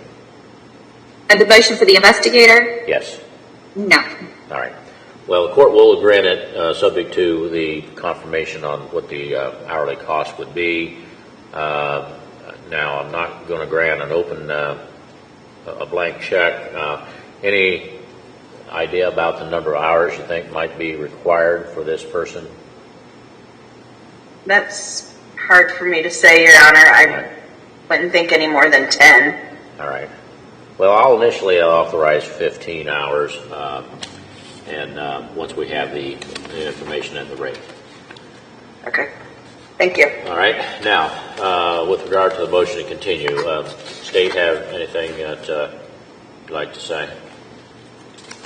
Ms. Witt did make us aware of this motion prior to the hearing, so we were able to contact the victim yesterday and discuss this with her. She understands that it is the need, for a criminal case to be properly investigated and things like that. She wasn't real happy about it being continued, but she understands. Okay. Now, Mr. Patel, under Ohio law, you have a right to be tried within 90 days of the time of your arrest if you're being held in custody solely upon that charge. And looks like you must have been arrested around April the 9th. There are things that do extend that time, such as motions and so forth. But in any event, if I grant your continuance, it means that the jury trial will be continued. And since there's only about 3 weeks, I'm going to guess we're going to have to continue it into August. So your attorney and an investigator that works on the case would have enough time to try to find the information that you're providing or that you're claiming exists. And you'll have to be very specific as you can to tell your attorney. You just can't say that, well, there's records out there, go find them. You're going to have to give them as much specification as possible because it's not going to go on forever. But what that means is your speedy trial time would be waived to your next trial date. So are you in agreement with that? For the speedy trial, as far as they are promising to bring on the data from the U.S. patrols and the border, I don't mind, waiting for this thing. Hey, wait a minute. I asked you a question. The question was, are you in agreement with your trial being continued and your speedy trial time being extended? Not at all, sir. You're not? Okay. Well, then that means we'll have a trial on 21st or whenever it is set, and with your investigator doesn't have time to work on the case or get the information, then we'll be going to trial with whatever you and your attorney do have. And if you don't have what you need to defend yourself, you won't be able to complain about that. Well, you can, but the court of appeals will, unlike if you're convicted, say, well, you waived that because you wanted your speedy trial to go forward and you didn't want to postpone the case to allow enough time for investigation. So that's your decision, and if that's what you want to do, that's fine with me. So, all right, are you willing to waive the speedy? Do you want to waive the speedy trial time, or do you want to go to trial on your trial date that we have in June 26th, which would be a little over 3 weeks? Yes, I'm aware of it all. So you're ready to go to trial without the investigator? No, I'm waiving off the speedy trials. And wait a minute, I'm having trouble understanding you. Are you agreeing? So answer my question, yes or no. Do you agree with your trial being continued and your speedy trial time being extended in order for your attorney and investigator to do work to see if they can find evidence that helps your case? Yes. All right, that's okay. Thank you. All right, then the court will grant the motion to continue. And again, I'll just emphasize that and there's been mention of records out of the country, and mention of Border Patrol, and I'm not really sure about how those records are obtained. I assume Mr. Patel may have to sign some consents or something in order for that to occur. But again, Mr. Patel, you'll need to give them specific information because, again, it's not one of those things where we appoint an investigator and then the investigator has to go see what evidence they can find. They're going to need to have as much input from you as possible. So the court will grant the motion and we'll extend the speedy trial time. Set the new trial date.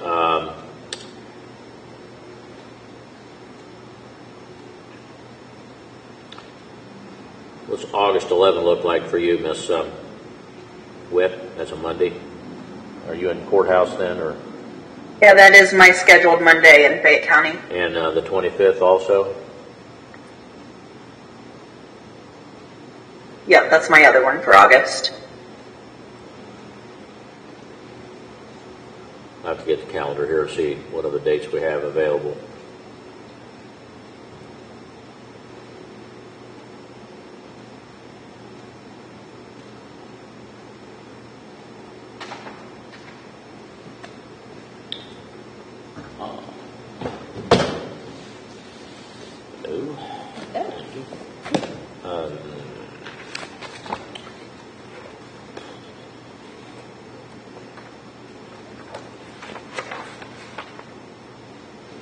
Well, what about the 12th of August?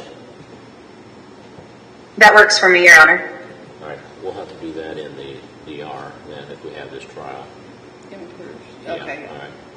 All right, so we'll schedule it for August 12 and 13. Do you think there'll be 2 full days required, Ms. Collins? This isn't really a complicated case, so Okay. no, Right. I don't. Well, we'll set it for August the 12th, which is a Tuesday, and then right now on 13th is a civil day, and I have a VJ coming in at 1, but we'll put him in the DR court. That's only a pretrial anyway, so we'll have that time available. All right, so August 12th at 8 a.m. And the final pretrial we'll set for July 16th.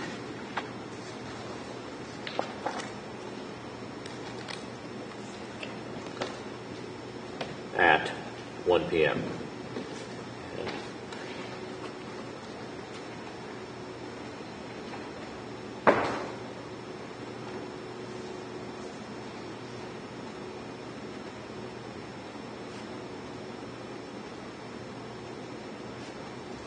All right, the court will add to the entry the defendant waives speedy trial on record.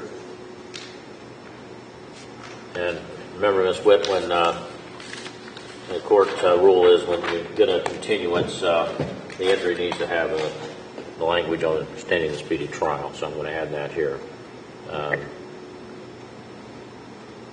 right, anything further from counsel then at this time? Thank you, Your Honor. Thank you. All right. All right. Thank you then.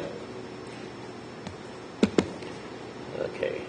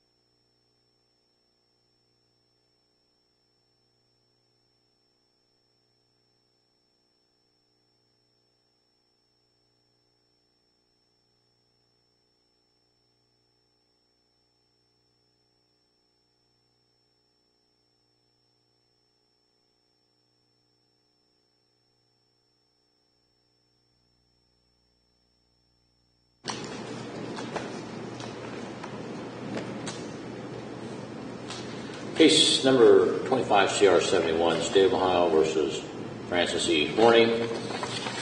Present on behalf of the state, Assistant Prosecutor King. Present on behalf of the defendant is Jacob Wagner. And you're Francis Horning? Yes. All right. Ms. Horning was indicted for 1 count of aggravated possession of methamphetamine, a third-degree felony. Your pretrial was actually set at 2:15, but you're here early, so we'll go ahead and do it. But your next pretrial on July 2nd is also at 2:15.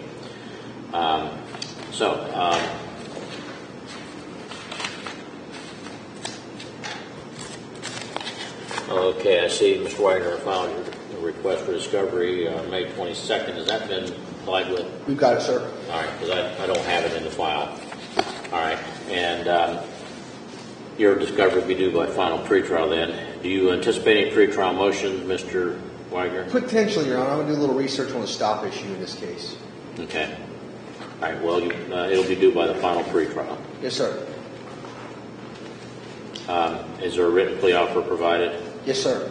Okay, and your client's aware of it? Yes, sir. All right. Any other matters that we need to discuss? She did sign that. Yeah, I have the form. Somehow the back of it didn't get turned in, and so thank you for doing that. All right, then we'll see you on the 25th at 2:15. Yeah, thank you. Thank you. Please rise.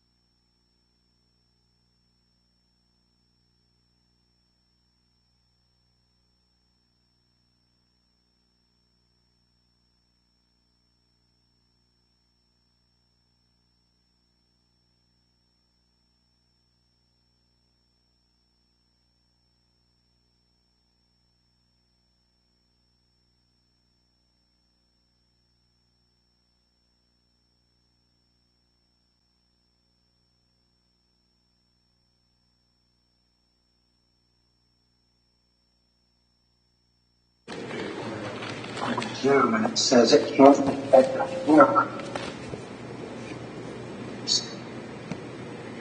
All right, this is case number 24 CR 168, State of Ohio versus Gregory Scott Martin.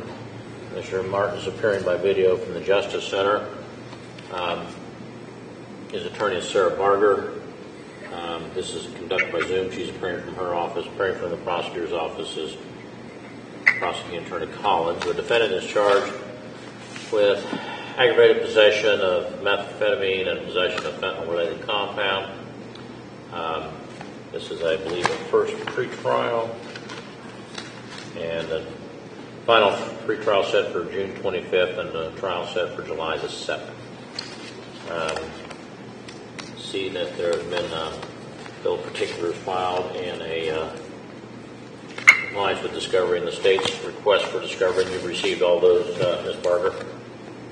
I have, Your Honor. I've received a plea offer as well and gone over that with my client, and he has his discovery packet. Okay. Do you anticipate any pretrial motions? No, I do not. However, I have been in contact with the prosecutor's office. There's a potential for new charges, and we're attempting to get that worked out as well. All right. Well, if you do have any pretrial motions, they'll be due by final pretrial along with a response to discovery. All right. Anything further then we need to discuss in this case?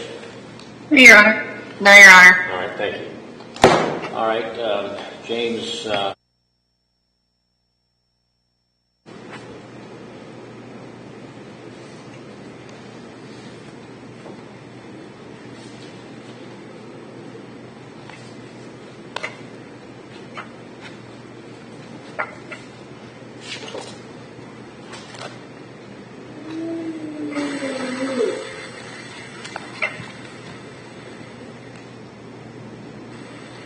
All right, this is case number 25 CR 78, State of Ohio versus James Stephen Fetro, and you're James Stephen Fetro appearing there from the jail?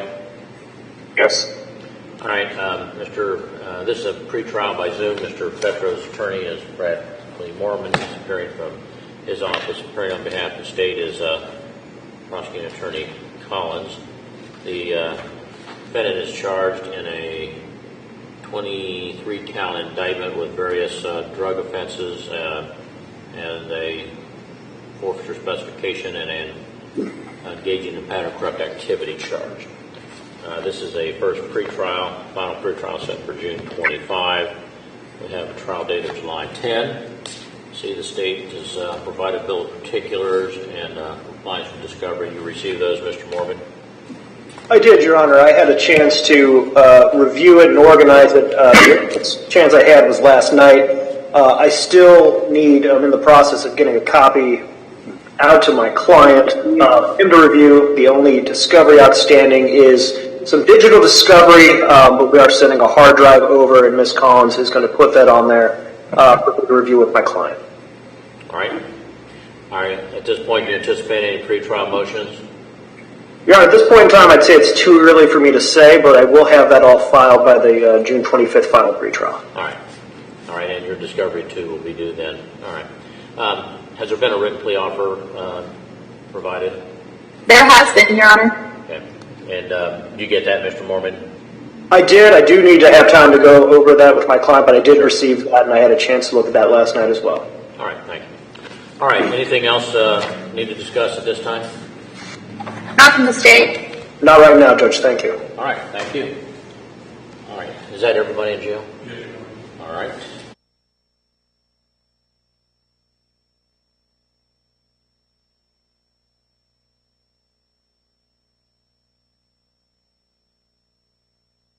Ready. Okay. All right, this is 25 CR 80, State of Ohio versus Christopher Starkey. Present on behalf, this is a hearing being conducted by Zoom. And are you, Christopher Starkey, appearing there on the screen with your attorney, Mr. Wallace? Yes, sir. All right, now, the defendant's attorney is Bruce Wallace, who is appearing by Zoom with his client, and appearing by Zoom from the prosecutor's office is Prosecutor Collins.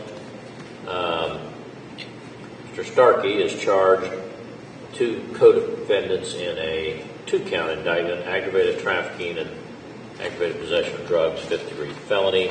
It's the first pretrial, final pretrial set for June 25, and a trial set for July the 10th. I see that the state provided discovery, and you've received that, Mr. Wallace? We have. And the bill of particulars? Yes. All right. And so your discovery will be due by final pretrial. And are you anticipating any pretrial motions? We are not, Your Honor. All right. And have you received a plea offer? Yes, we've received it. I've went over it with my client here at the office today. All right. All right. Are there any other matters that need to be discussed at this time? No, Your Honor. No, Your Honor. All right. We'll see you at the next pretrial then. Thank you. Thank you.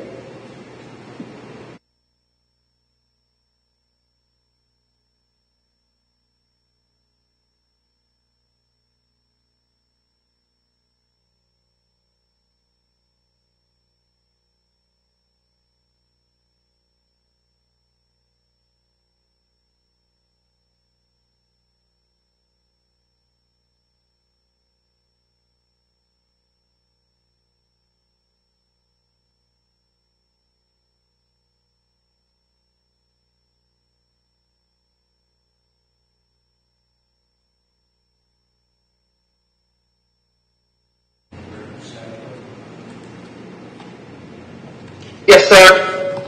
Yeah, just a second. Trying to find her file here. Oh, here it is. All right, case number 25 CR 47. State of Ohio versus Billy Joe Sadler. And you, Billy Joe Sadler, on the screen, mark Billy Sadler. Yes, sir. All right, Ms. Sadler's appearing by video, or by Zoom. Her attorney is Jacob Wagner, appearing from his office. Appearing on behalf of the state is Prosecutor Collins. The defendant is charged with 3 counts of aggravated trafficking, 3 counts of aggravated possession of methamphetamine. This is the first pretrial. Final pretrial is set for July 2nd, and trial is set for July 25th.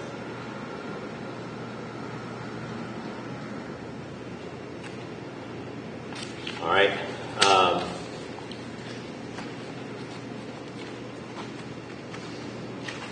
All right, I see the state has provided discovery, and you've received that, Mr. Wagner. I have, sir. All right, your discovery will be due by the final pretrial. Are you anticipating pretrial motions? Not this time, sir. All right, well, if there are any that are due by the final pretrial as well. Has there been a written plea offer provided? There has been. Oh, sorry. That's okay. In relate, Your Honor. All right. All right, I have a note from the probation department here. I signed an order authorizing the defendant to be released to the counseling center, I believe. Yeah. She was to be admitted on May the 19th.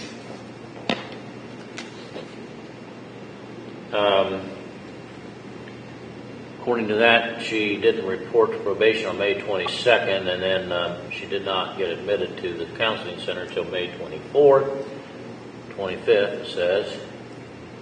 She left there on June the 2nd against staff advice and contrary to the order of the court, and did not report back to jail as the entry directed.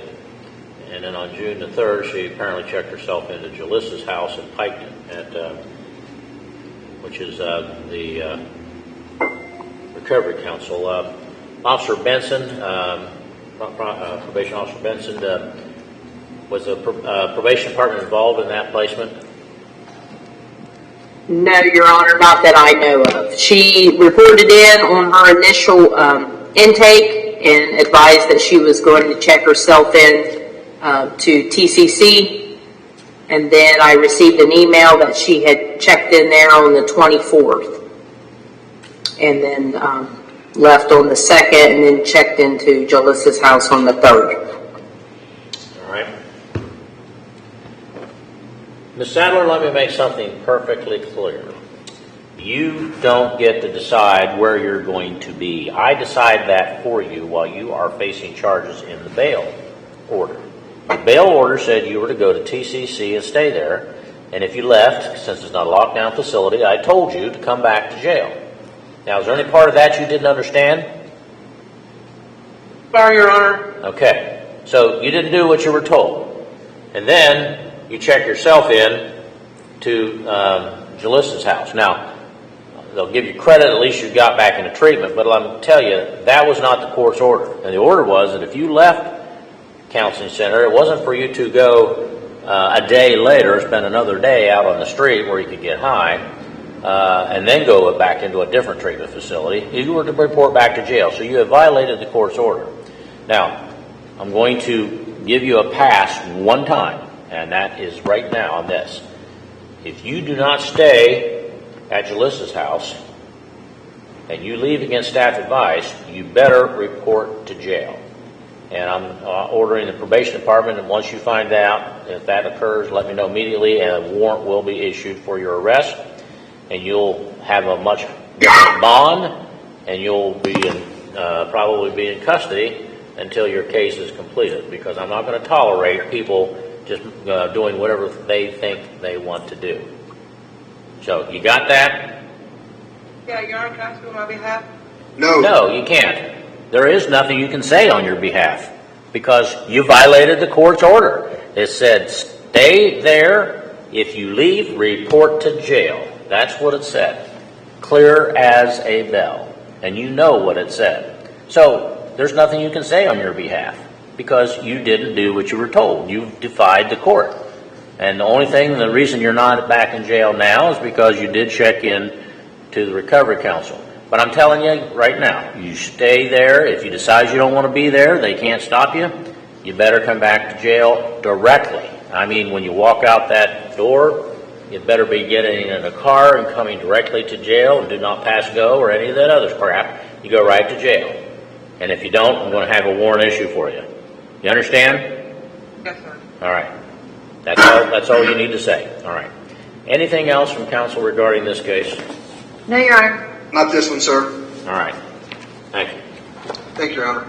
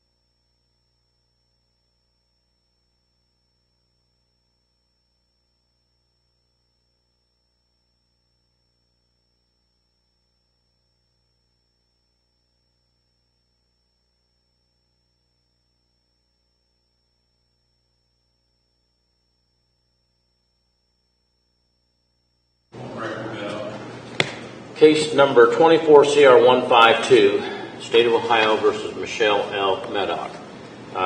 This is a pre-trial. This is scheduled at 2, but the defendant's attorney is on now, Mr. Wagner, and the State of Ohio, represented by Prosecutor Collins, is also present on this Zoom hearing. It's scheduled at 2 o'clock, and Mr. Wagner, you want to address the court? Yes, thank you, sir. Your Honor, I came over to the court earlier today, and I believe it was Mr. Reno. Miss Meddock's daughter, who was from the state of Texas, called the court to indicate that her mother was at Greenfield Hospital, soon to be transported to Adena and Chillicothe. I gave her my email, my cell phone, and number to send me any confirmation of that. She indicated they were in the process of doing the transfer when I spoke to her. At this point, sir, I do not have a confirmation that she is at Greenfield going to Adina and Chillicothe. I have no reason not to believe her, but I don't have anything yet, sir. All right. And what is this daughter's name? Haley. Okay. And I have her phone number, sir. All right. Well, if you would notify her that the court will require written proof that this occurred, and we'll go from there. So I'll go ahead and vacate the hearing, and we won't have any further hearing at this point. I think our next scheduled hearing is June the 18th. So that's just, no, it's not June the 18th because I won't be here June the 18th.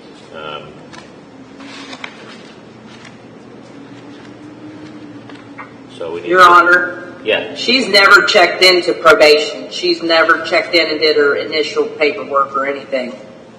Was that right? Okay. Well, Mr. Wagner, you need to tell her daughter that to get the message to her that when she's released from the hospital, she better be at the probation department the next day. I will, sir. Otherwise, the court will issue a warrant for her arrest. Yes, sir. And I tried to contact her, but she didn't give a phone number on the affidavit for court-appointed counsel, sir. So I'm kind of with Miss Benson. All right, and let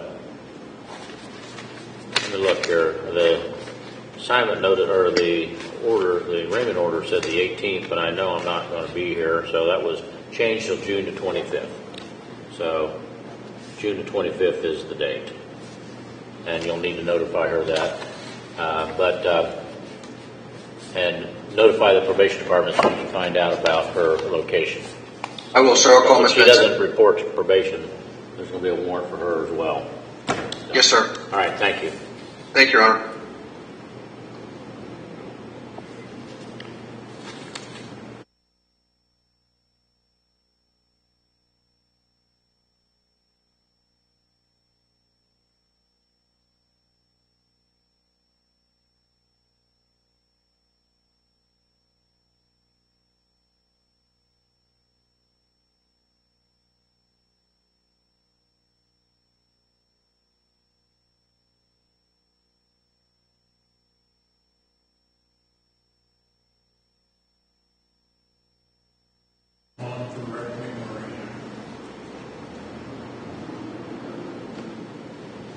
All right, this is case number 25 CR 57, State of Ohio versus Scott T. McMurray. Are you Scott T. McMurray appearing there Yes. on the screen monitor? Scott McMurray? Yes.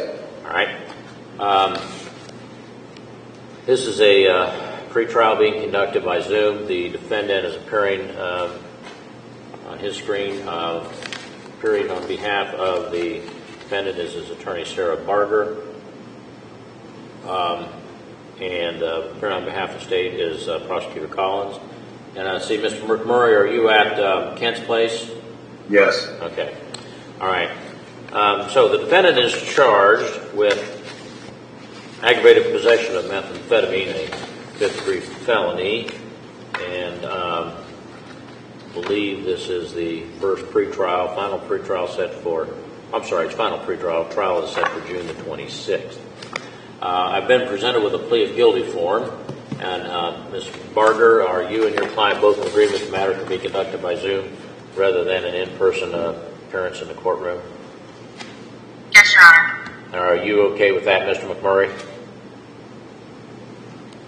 Yes. All right. Since you're not present in the courtroom next to your attorney, if at any time during this hearing you decide you would like to speak with her, just tell me. I'll put the two of you in a breakout room, and you can speak with her. No one else will be able to see you or hear you, okay? Yeah. All right. Now, I have this plea of guilty form. Mr. McMurray says you're going to plead guilty. I'm going to hold up the first page to the camera and ask if it has the plea of guilty form, your name, case number. Do you recognize that form? Yes. And on page 3, there is a sentence that reads, I enter this plea voluntarily, and right below that is a signature line. Appears to be a signature of Scott McMurray with the date 6/4/25. I'm going to hold that up to the screen and ask if that is your signature. All right. And so you just signed this morning, I take it? Yes. All right. And when you signed it, did you understand that it's an agreement to plead guilty, which means there won't be a trial, and the next step in your case would be a sentencing? Yes. And before you signed it, did you discuss this with your attorney and have her answer questions and explain what the agreement meant? Yes. And do you feel you had enough time to fully consider the matter before making this decision? I believe things was not all considered in the case, but not all things are right. So, I mean, yes. Never mind. Yes. Okay, well, what do you mean all things are not right? Nothing. Just yes. Never mind. Okay. Just yes. I need to bite my tongue before I get myself in more trouble. All right. Sorry. Did you sign this agreement voluntarily? Yes. And do you still want to go forward with it? Yes. All right, you're doing that voluntarily. Yes. All right, so the agreement states you are going to plead guilty to the charge of aggravated possession of methamphetamine under section 2925.11 of the Ohio Revised Code, a 5th-degree felony, and that you understand that the possible penalty for that is 6 to 12 months in incarceration and $2,500 fine. And you understand that? Yes. Are you facing any felony charges anywhere else? No. Are you on probation, community control, parole, or post-release control for a felony? Just this one. All right. Now, under the law, if you should be sentenced to prison for this offense, upon completion of that prison term, the adult parole authority can put you under post-release control for a period of up to 2 years, meaning you would be supervised on the terms they set. And if during that period of time they determine that you had failed to comply, they could return you to prison and make you serve an additional period of up to half of your prison term for one or more violations. However, if you're convicted of a new felony while under post-release control, then in addition to whatever sentence could be imposed on that new case, that judge could also sentence you for committing that offense while under post-release control, in this case, to an additional period of 1 year, whatever time is left on that period, whichever is greater. If that occurred, that would have to be served consecutively to the sentence in the new case. Do you understand that? Yes. Now, under the law, I'm not required to sentence you to prison for this offense. I can put you on what's called community control, or most people know as probation.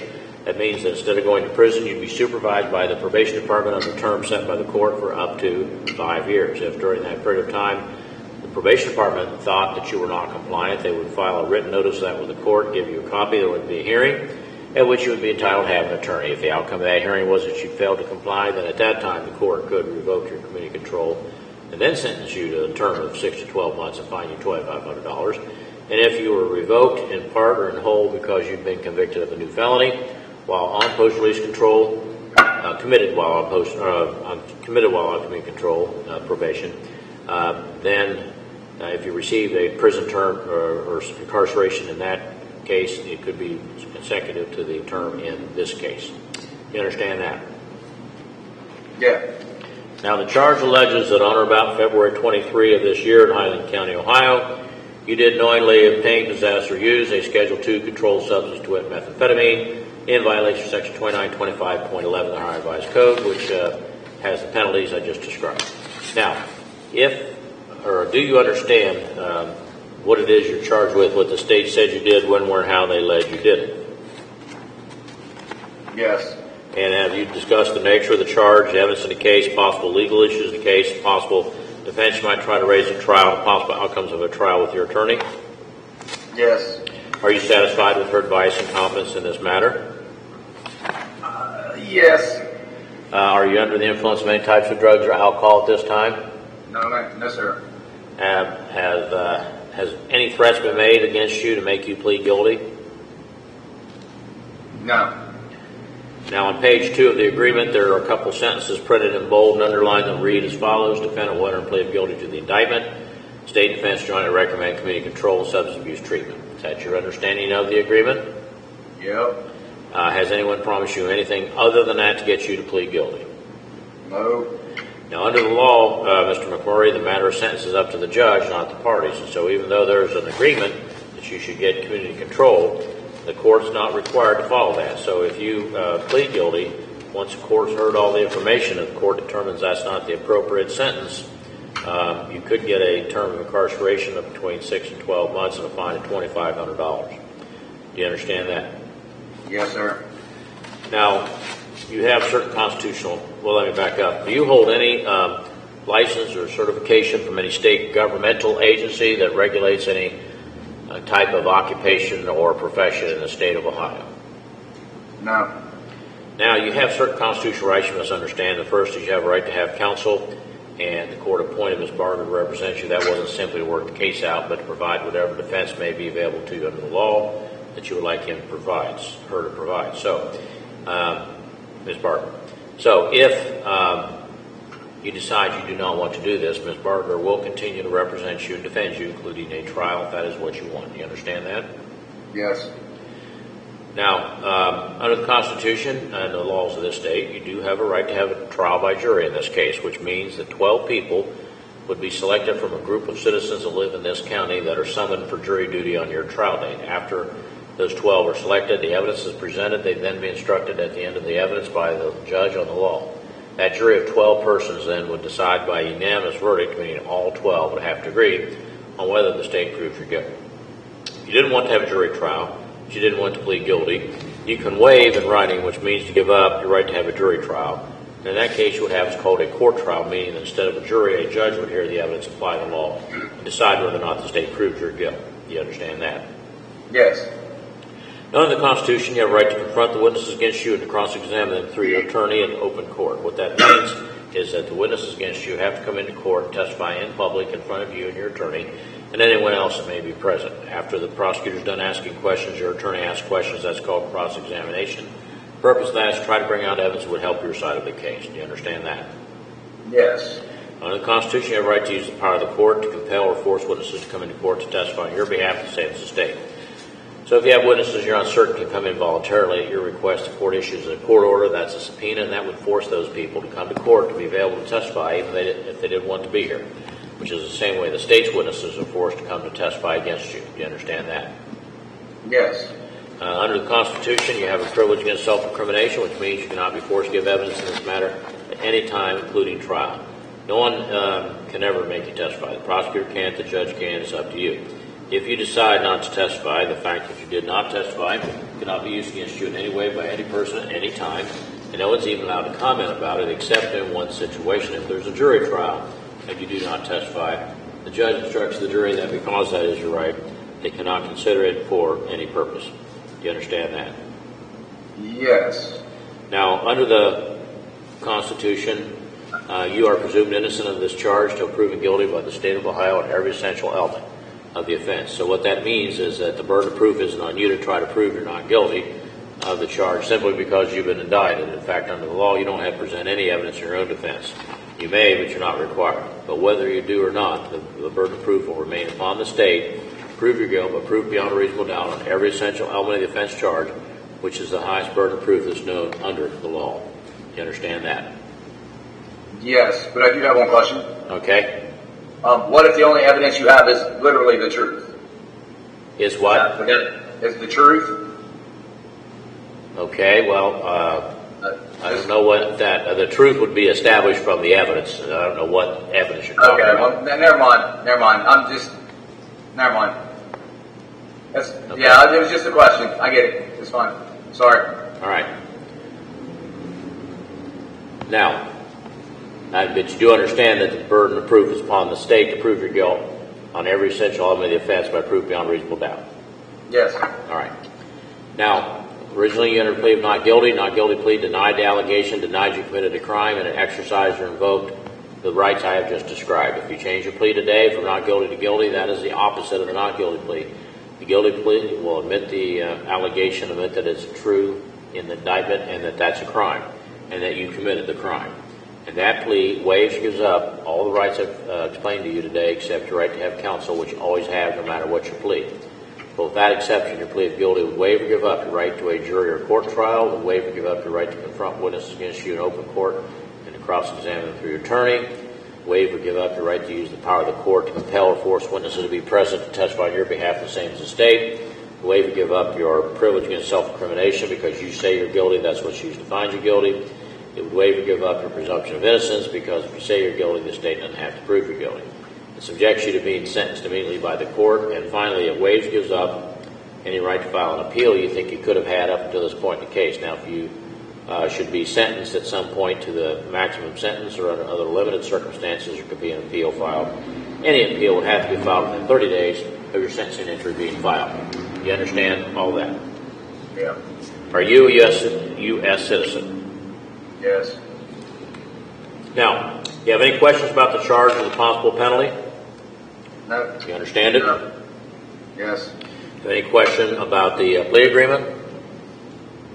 No. You understand that? Yes. And you understand the recommendation on sentence is not binding on the judge? Yes. Do you understand the constitutional rights I've explained to you? Yes. And you understand the consequences of the guilty plea, what it means if you enter that here today? Yes. Right now, is there anything you'd like to speak to the attorney about before we go any further? No. Then is it your decision to go forward today voluntarily and plead guilty according to the terms of this plea agreement? Yes. All right, then as to the charge which alleges that on or about February 23, 2025 in Highland County, Ohio, you did knowingly obtain, possess, or use a Schedule II controlled substance to wit methamphetamine in violation of Section 2925.11 of the Ohio Revised Code, charge of aggravated possession of methamphetamine, a fifth-degree felony, carrying possible term of incarceration 6 to 12 months, and fine of $2,500. How do you plead? Guilty. All right, the court finds on this day in open court, defendant is advised of all his constitutional rights, made no intelligent voluntary waiver of the same pursuant to criminal rule 11. Please accept an order filed. Defendant is found guilty of the indictment as charged. Court orders a pre-sentence report be prepared, including the assessment for continued substance use disorder treatment and or mental health treatment. Sentencing will be on July the 2nd at 9 a.m. and bond will be continued under the same same terms previously ordered. All right. Probation will be in touch with you then for your PSI, Mr. McMurray. Anything further from counsel? No, Your Honor. All right, thank you. All right, Sebastian Blount.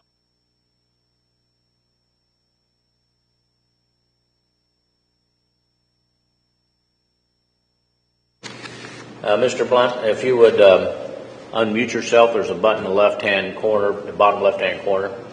There we go. Case number 23CR109, State of Ohio versus Sebastian Kane. It's Blunt, right? Blunt. Blunt, okay.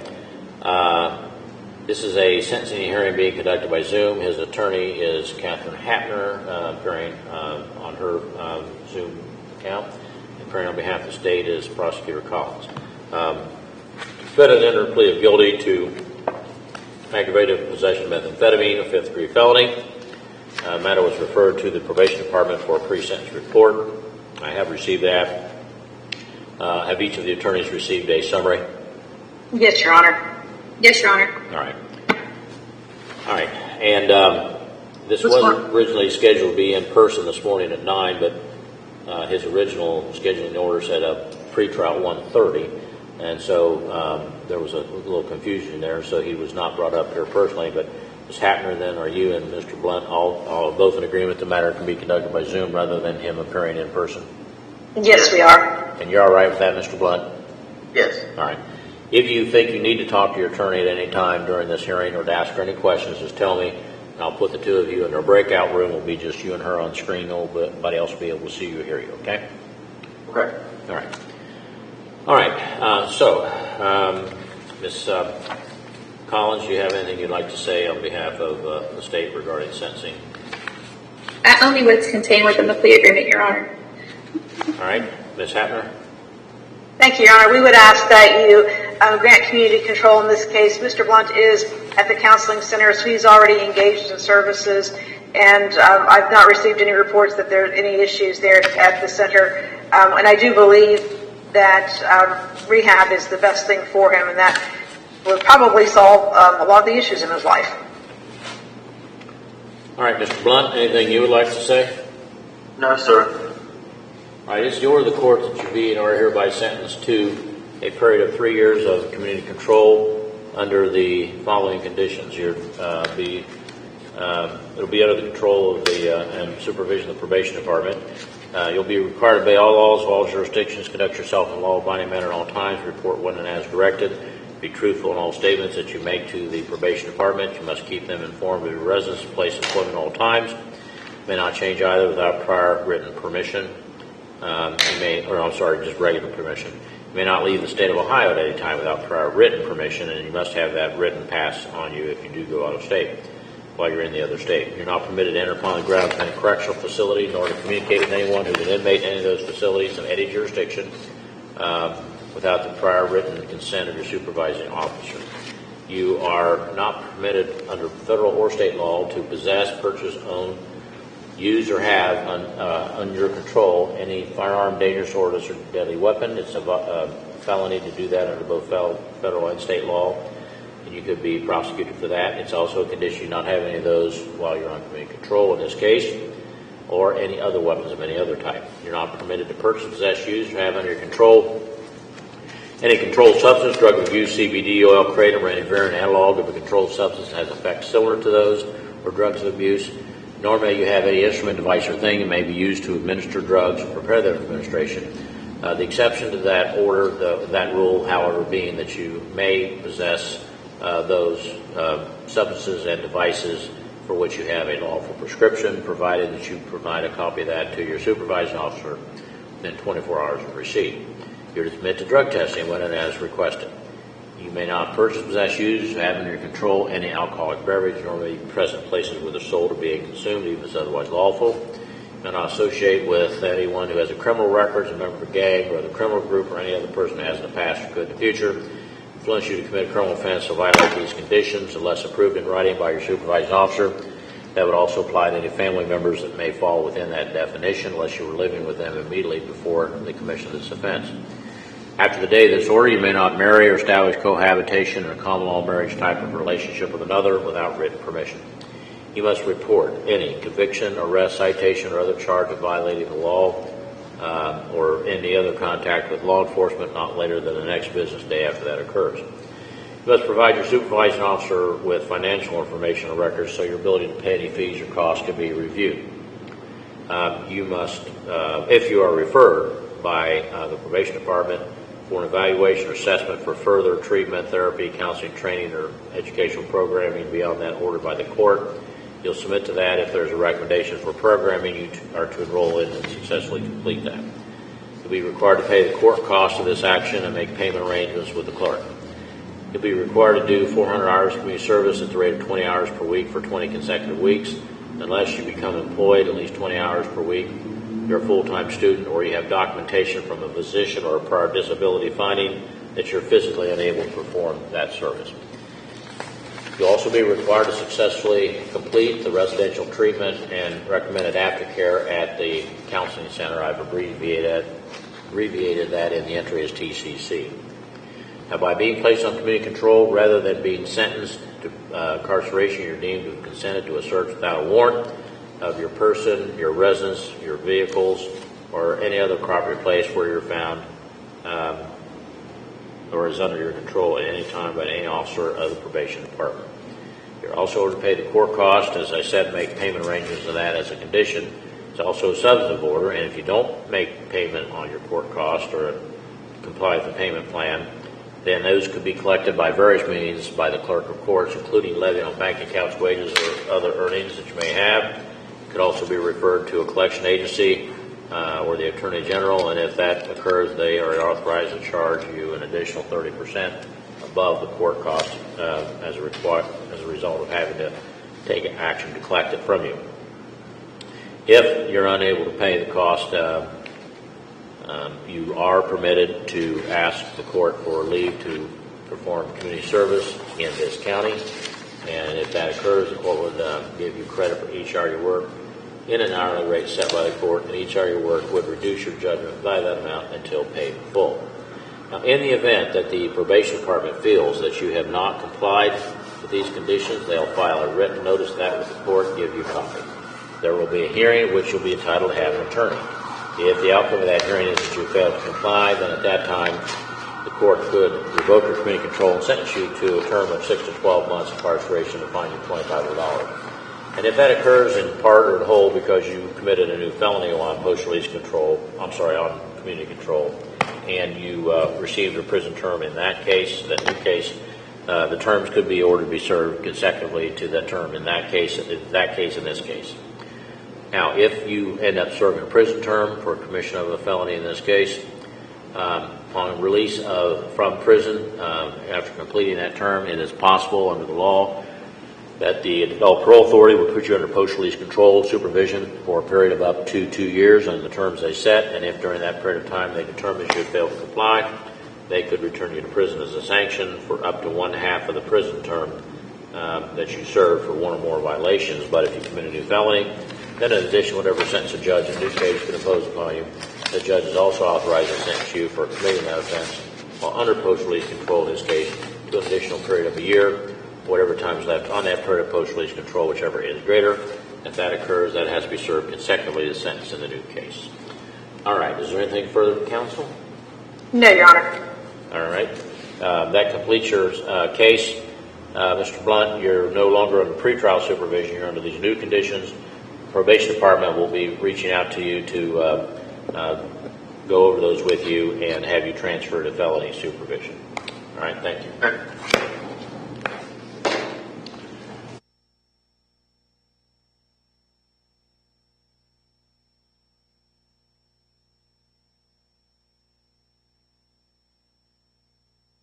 CR 16, State of Ohio versus David Everhart.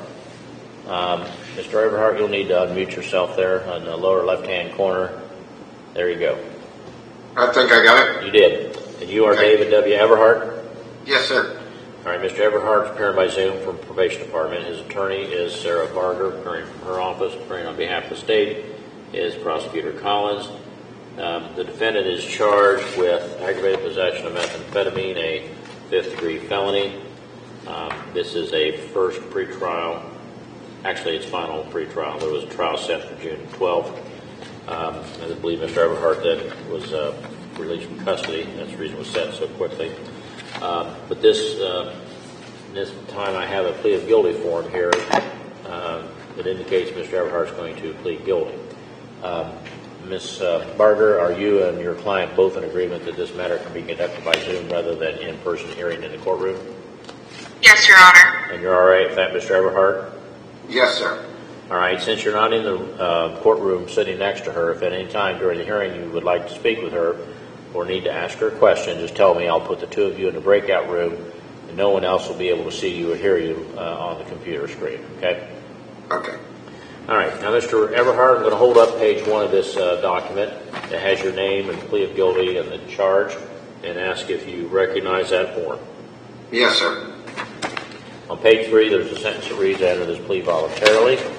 And right below that, there appears to be a signature, David Everhart, with a date of, I believe that's 5/14/25. I'll hold that up to the screen and ask if that is your date and your signature and the date you signed it. Yes, Your Honor. And when you signed this document, did you understand that it was an agreement to plead guilty, which means there's not going to be a trial and the next step in your case would be a sentencing hearing? Yes, Your Honor. And before you signed this, did you go over it with your attorney and have her explain it to you and answer any questions? Yes. And it's been about 3 weeks ago since you signed it. Have you had any change of your mind, or is this still what you want to do? No, that's still what I want to do. And you're doing this voluntarily? Yes, sir. All right, so the agreement states you're going to plead guilty to the charge of aggravated possession of methamphetamine under 2925.11 Ohio Revised Code, a 5th-degree felony. Further states you understand that the maximum or the term possible for this is 6 to 12 months and a fine of $2,500. It has there's a license suspension, but a recent change in the law eliminated that. So there is no license suspension. And you understand that? Yes, sir. Are you facing any felony charges anywhere else? No. Are you currently on probation, community control, parole, or post-release control for a felony? No.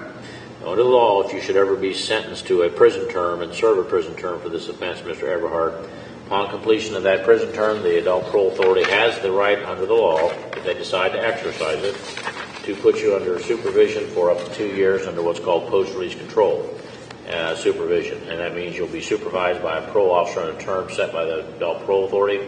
If they determine that you've not complied, they could return you to prison as a sanction to serve an additional period of up to 1/2 of the prison term for one or more violations. But if you commit a new felony while on post-release control, then in addition, whatever sentence the judge imposes in that new case, that judge is also authorized to sentence you for committing that offense while under post-release control in this case to an additional period of a year or whatever time is left on that period of post-release control, whichever is greater. If that occurs, that has to be served consecutively to the sentence in the new case. You understand that? Yes, sir. Right now, under the law, I'm not required to sentence you to prison for this offense. I can impose what's called community control, or most people call probation. And that means that you would be put under the supervision of the probation department on the term set by the court for a period of up to 5 years. If during that period of time they felt you were non-compliant, they would have to file a written allegation of that with the court, give you a copy. There would be a hearing. If the outcome of that hearing was you failed to comply, then at that time, the court could revoke your community control and sentence you to prison for a period of between 6 to 12 months, fine you $2,500. And if that occurred in part or in whole because you committed a felony while on community control and received a prison term for that offense, those terms could be served consecutively to the term in this case. Do you understand that? Yes, sir.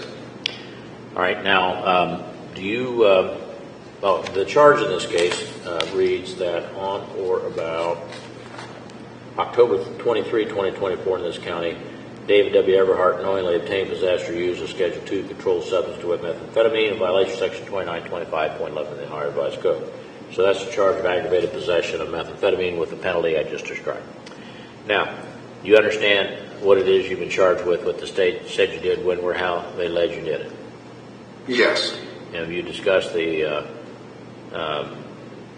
evidence in the case, possible legal issues in the case, possible defenses you might try to raise in trial, and possible outcomes of a trial with your attorney? Yes, I have. And are you satisfied with her advice and competence in this matter? Yes. Are you under the influence of any types of drugs or alcohol at this time? No.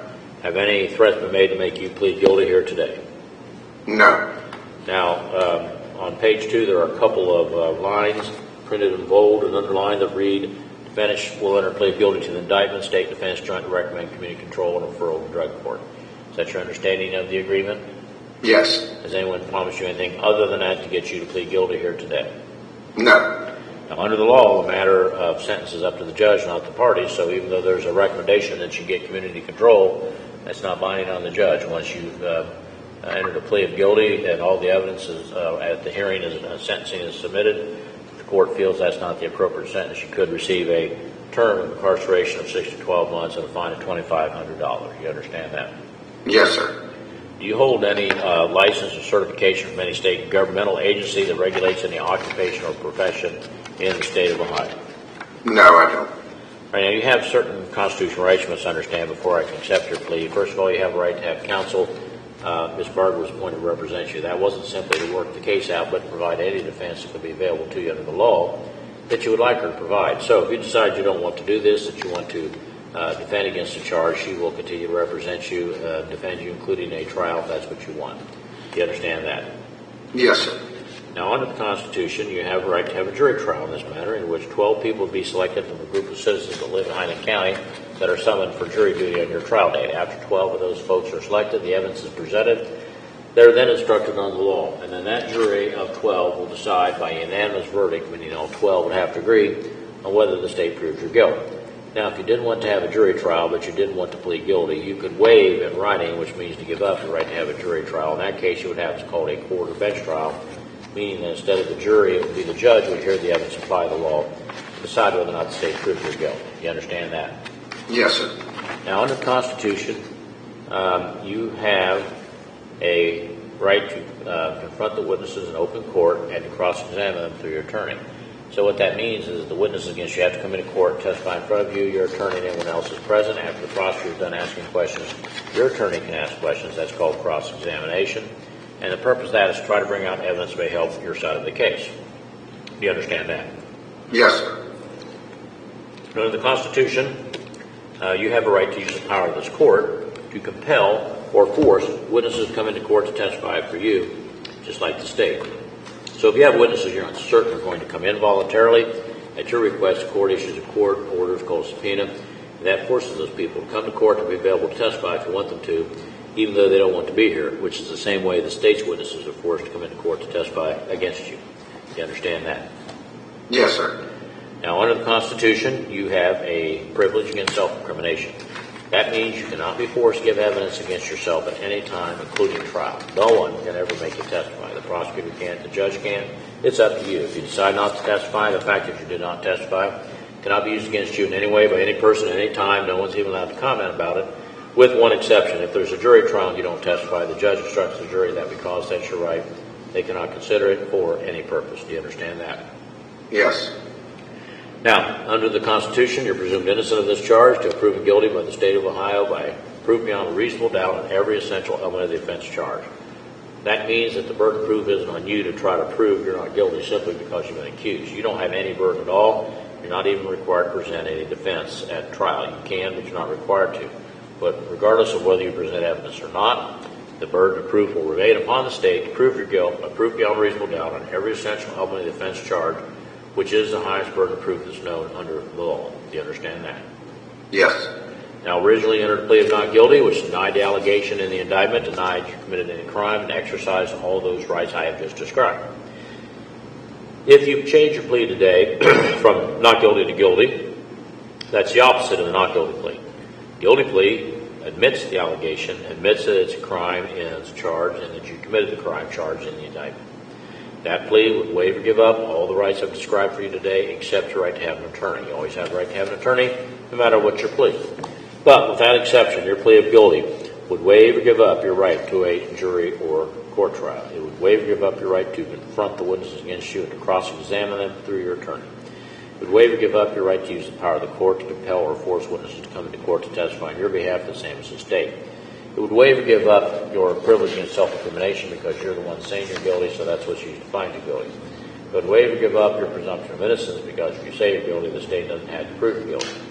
It subjects you to being sentenced immediately by the court, and finally, it waives or gives up any right to file an appeal you think you may have had up until this point in the case. Now, if I should sentence you at some point in the future to the maximum sentence, you could file an appeal, and there would be other limited circumstances you could do that.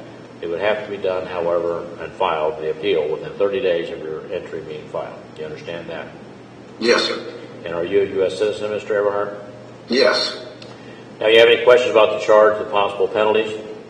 No, sir. You understand them? Yes. You understand the plea agreement? Yes. You understand that the recommendation on sentence is not binding on the court? Yes. You understand the criminal or the constitutional rights I've explained? Yeah. You understand the plea of guilty, what it means, what will happen if you're in that plea here today? Yes, sir. All right.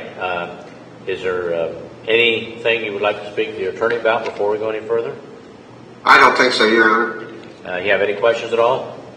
None at this time. All right. Then is it your decision to withdraw your not guilty plea, plead guilty to the charge pursuant to the terms of the plea agreement that we just went over? Yes, Your Honor. Then, with regard to the indictment that alleges that on or about October 23, 2024 in Highland County, Ohio, David W. Everhart knowingly obtained, possessed, or used a Schedule II controlled substance, to wit, methamphetamine, in violation of Section 2925.11 of the Ohio Revised Code, to charge of aggravated possession of methamphetamine carrying a possible term of incarceration of 6 to 12 months and a fine of $2,500. How do you plead? Guilty. All right, the court finds on this day in open court, defendants advised of all his constitutional rights, made no intelligent voluntary waiver of the same pursuant to Criminal 11. The plea is accepted, order filed. Defendants found guilty of the charge. The court orders a pre-sentence report be conducted, including an assessment for mental health and substance use disorder treatment. And the case is referred to the drug court. I see you've already filled out your application. So you've already met with the drug court coordinator and decided you want to participate? Yes. Okay. All right. So the case will be referred to the drug court docket for that purpose as well. Sentencing will be on July the 2nd at 9 a.m. Okay. All right. Is there anything further from counsel? No, Your Honor. All right. Thank you.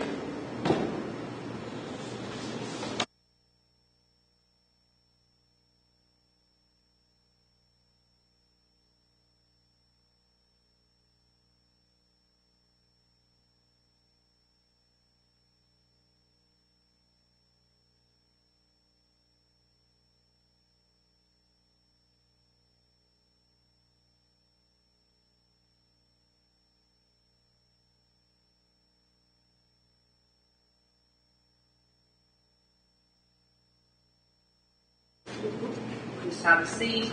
If you would wait right here.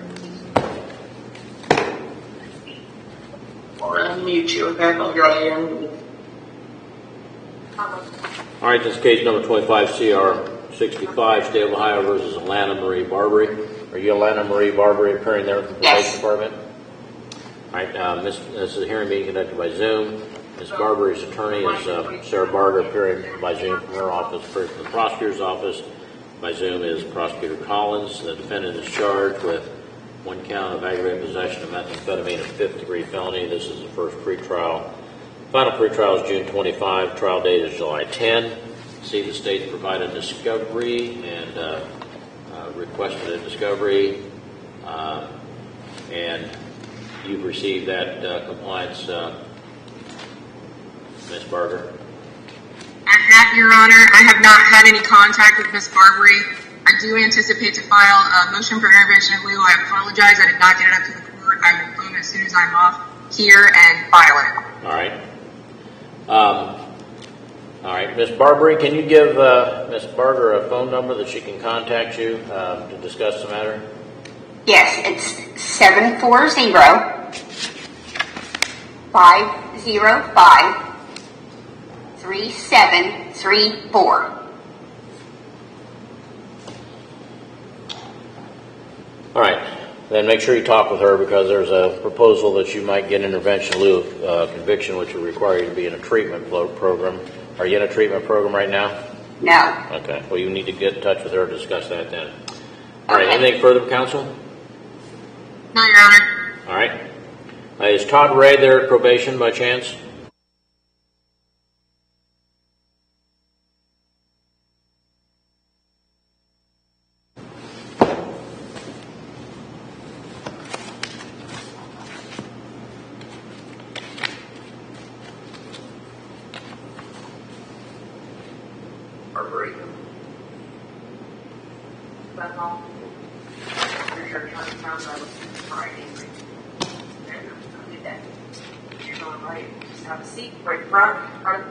Okay, cool.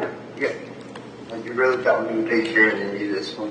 What's going on? No, you're right there. Oh, I was going to say. All right. I don't get the code. They can hear you. You're unmuted. All right, this is case number 25, CR 67, State of Ohio versus Todd Richard Ray Jr. Are you Todd Richard Ray Jr.? Yes, sir. Am I pronouncing your last name correct, Ray? Yes, sir. Okay. First one in a long time. Okay. Well, I knew some people named Ray, so I knew that's how they pronounced it. So, okay. Mr. Ray is appearing by Zoom from the Probation Department. His attorney is Danielle Witt, appearing from her office, appearing from the prosecutor's office, Prosecutor Collins. The defendant is charged with one count of aggravated possession of methamphetamine, a fifth-degree felony. I believe is a first pretrial, final pretrial set for June 25, and trial set for July 10. See, the state's provided discovery, and you received that, Ms. Witt? Yes, I have. All right, your discovery will be due by the final pretrial, and are you anticipating any pretrial motions? Well, one of ours is different. I will be filing a motion for intervention in lieu of conviction. Okay. Okay. All right. All right, well, if you want to go ahead and get that filed. And have you been in contact with Mr. Ray? No, I haven't. And if he could actually come over here right when we get done, all right, discuss his case with him. All right. Well, Mr. Ray, her office. Do you know where her office is? So that is no, sir. Okay, well, it's it's right next to the old fire department here, just north of the courthouse. So when you come out of the probation, turn left, come up to the traffic light, come across the street on the same side of the street of the courthouse, go past the little street there, Governor Trimble, where the old firehouse is, and right next, I think one door over, is Miss Witt and Miss Hafner's office. So go right from there where you are to her office so she can talk to you about what the state's proposal is in this case. Okay, thank you. That'd be great. Thank you. All right.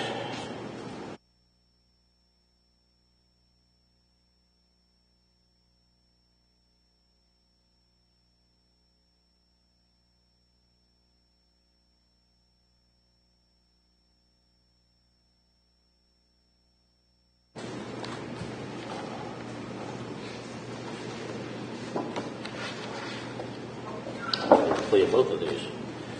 Okay. Have we got the air conditioning on in here today? It is, yes. Might want to turn it up a little bit this evening because it's going to get muggy tonight and overnight. Hey, you forgot your stuff in here, dude. And all this hot air in here is going to make it warmer too. Okay, good. All right. Case number 25 CR 54, State of Ohio versus Donald L. Holt. Are you Donald L. Holt? Yes, sir. All right. Mr. Holt is appearing by Zoom from the probation department. His attorney is Danielle Witt, appearing from her office. Appearing from the prosecutor's office is Prosecutor Collins. The defendant is charged with aggravated possession of methamphetamine and tampering with evidence. This is the final pretrial. We have a trial date of June 23. Now, I have here a form of a plea of guilty. Before I go into that, Ms.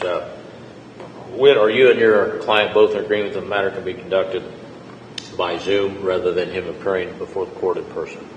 Yes, we are. Are you all right with that, Mr. Holt? Yeah. Right, so Mr. Holt will have this plea of guilty form here. It says you're going to plead guilty to count 2.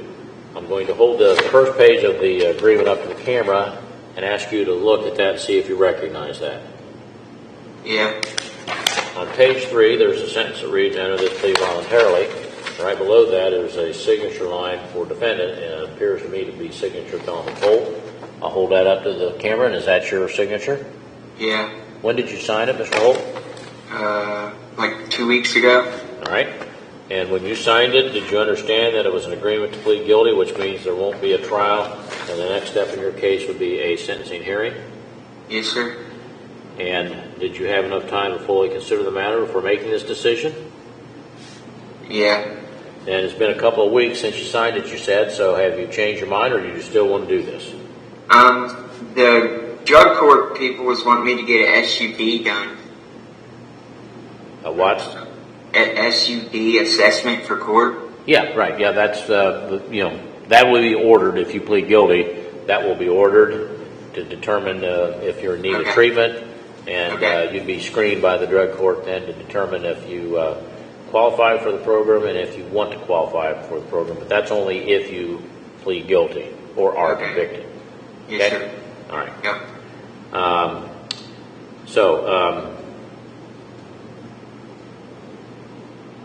So do you still want to go forward with this then? Yeah. All right. Now, you're doing this voluntarily? Are you doing this voluntarily? Yes, sir. Sorry. Okay. All right. Now, the agreement states on page 1 that you're going to plead guilty to count 2, tampering with evidence under 2921.12A1 of the Ohio Revised Code. That's a third-degree felony. States you understand that there's a possible penalty for that of between 9 and 36 months of imprisonment and a fine of $10,000. Do you understand that? Yeah. Now, are you facing any felony charges anywhere else? No, sir. Are you on probation, community control? No. Well, wait a minute. Probation, parole, community control, or post-release control for a felony? Just for Holland County. All right. And that's just this case, right? Yeah. Okay.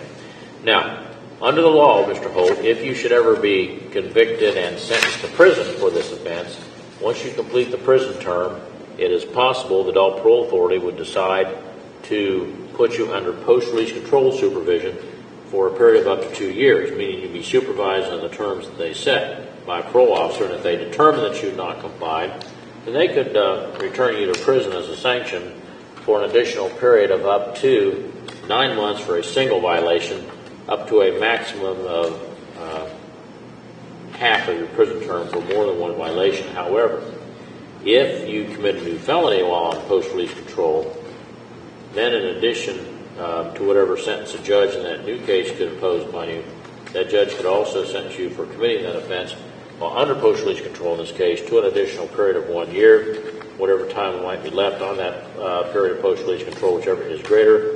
If that occurs, that has to be served consecutively to the sentence in the new case. Do you understand that? Yeah. Now, under the law, I'm not required to sentence you to prison for this offense. I can impose what's called community control. which most people know to be probation. What that means is instead of going to prison, you'd be put under the supervision of a probation officer for a period of up to 5 years under the term set by the court. If during that period of time the probation department felt that you were not complying, they would file a written notice of that with the court. There would be a hearing. You'd be entitled to have an attorney at that hearing. If the outcome of that hearing was that you had failed to comply, then at that time the court could revoke your community control and then sentence you to prison for 9 to 36 months. And if that was due in part or whole because of a previous conviction, of a conviction for a felony while you were on community control, and you received a prison term for that, then the sentences in both cases could be ordered to be served consecutively to each other. You understand that? Yeah.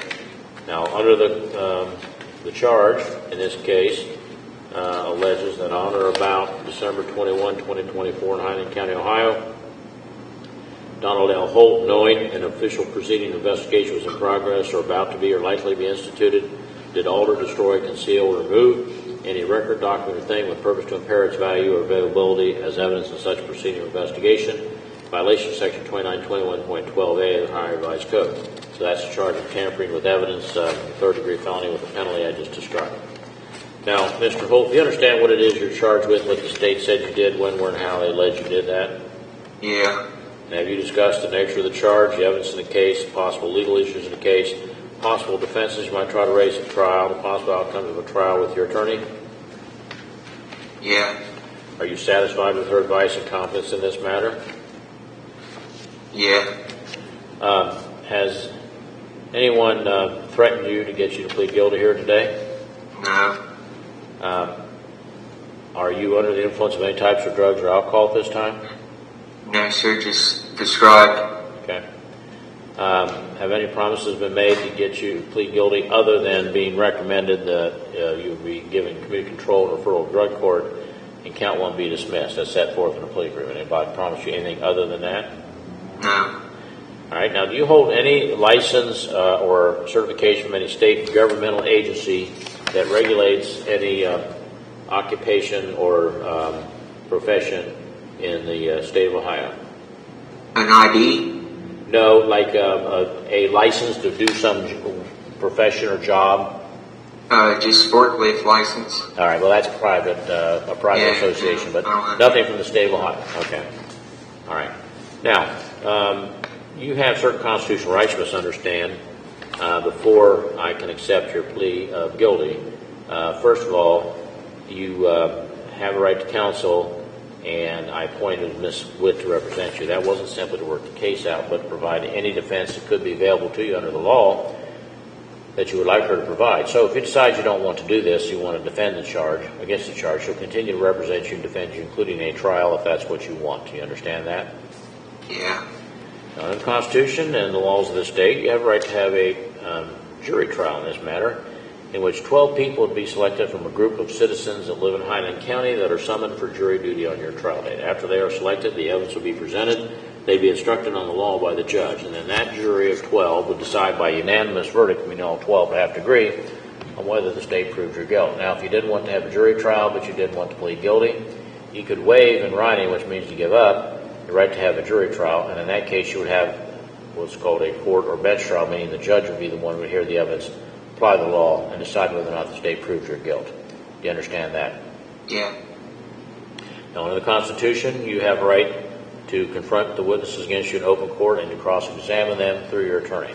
So what that means is that the witnesses against you have to come into court and testify in front of you, your attorney, and no one else is present. After the prosecutor done asking questions, your attorney asks questions. That's called cross-examination, and the purpose of that is to try to bring out evidence that may help your side of the case. Do you understand that? Yeah. Now, you have the right to use the power of the court to compel or force witnesses to come into court to testify on your behalf, the same as the state. So if you have witnesses that you're not certain are going to be coming in voluntarily, if your request court issues a subpoena, which is a court order, that forces those people to come to court to be available to testify if you wanted them to, even though they don't want to be here, which is the same way the state's witnesses are forced to come into court to testify against you. Do you understand that? Yeah. In the Constitution, Mr. Holt, you have a privilege against self-incrimination. meaning you cannot be forced to give evidence in this matter at any time, including trial. No one can ever make you testify. The prosecutor can't, the judge can't. It's up to you. If you decide not to testify, the fact that you did not testify cannot be used against you in any way by any person at any time. And in fact, no one's even allowed to talk about it, with one exception. If there's a jury trial and you don't testify, the judge does instruct the jury that because that is your right, they cannot consider it for any purpose. You understand that? Yeah. Under the Constitution, you're presumed innocent of this charge till proven guilty by the state of Ohio on every essential element of the offense charged, by proof beyond a reasonable doubt. So what that means is the burden of proof isn't on you to try to prove you're not guilty simply because you've been accused. In fact, under the law, you don't have to put on any evidence in your own defense at all. You may, but you're not required to. Whether you do or not, the burden of proof will remain upon the state to prove your guilt by proof beyond a reasonable doubt on every essential element of the offense charged, which is the highest burden of proof that's known under the law. Do you understand that? Yeah. Hey, Dan, go ahead and crank up the air. I'm getting warm here with this. I lost you. Yeah. I can't hear you. I know. Go ahead and turn on the air conditioning more. Yeah, I'm hot. Yeah, I put you on mute. I put myself on mute. Sorry. That's all right. Thanks. You're paying attention. That's good. That's good to know. I was just telling the bailiff to turn up the air in here. It's getting hot. All right. Now, originally you entered a plea of not guilty. The not guilty plea denied the allegation against you, denied you committed any crime, and it exercised or invoked all of the rights I have just described. If you change your plea today from not guilty to guilty, that's the opposite of the not guilty plea. The guilty plea will admit the allegations in the indictment, admit that they're a crime, you committed that crime. That plea will waive or give up all the rights I've described except your right to have an attorney, because you always have a right to have an attorney no matter what your plea, but with that exception. Plea of guilty would waive or give up your right to a jury or court trial. Waive or give up your right to confront witnesses against you and to cross-examine through your attorney. Waive or give up your right to use the power of the court to compel or force witnesses to come into court to testify on your behalf, the same as the state. It would waive or give up your presumption of innocence, because if you say you're guilty, that's what's used to find you guilty. It would waive or give up your privilege against self-incrimination, because if you say you're guilty, that's what's used to find you guilty as well. And if you plead guilty, then the state's not required to prove your guilt by proof beyond a reasonable doubt, because you're waived the presumption of innocence as well. Plea of guilty would subject you to being sentenced immediately by the court. And finally, it waives, gives up any right to file an appeal you think you may have had up until this point in the case. Now, if I were to sentence you to the maximum sentence or under certain circumstances an appeal could be filed, it has to be filed within 30 days of your sentencing entry being filed. Do you understand all that? Yeah. And are you a U.S. citizen, Mr. Holt? Yeah. Do you have any questions about the charge or the possible penalty? No. You understand it? Yeah. You understand the plea agreement? Yeah. And again, you understand the sentencing recommendation is not binding on the court? Yeah. You understand the constitutional rights I've explained? Yeah. And you understand the plea of guilty, what it means, what the consequences of that will be? Yeah. You need to speak to your attorney about anything before we go any further? No. You have any questions at all? No.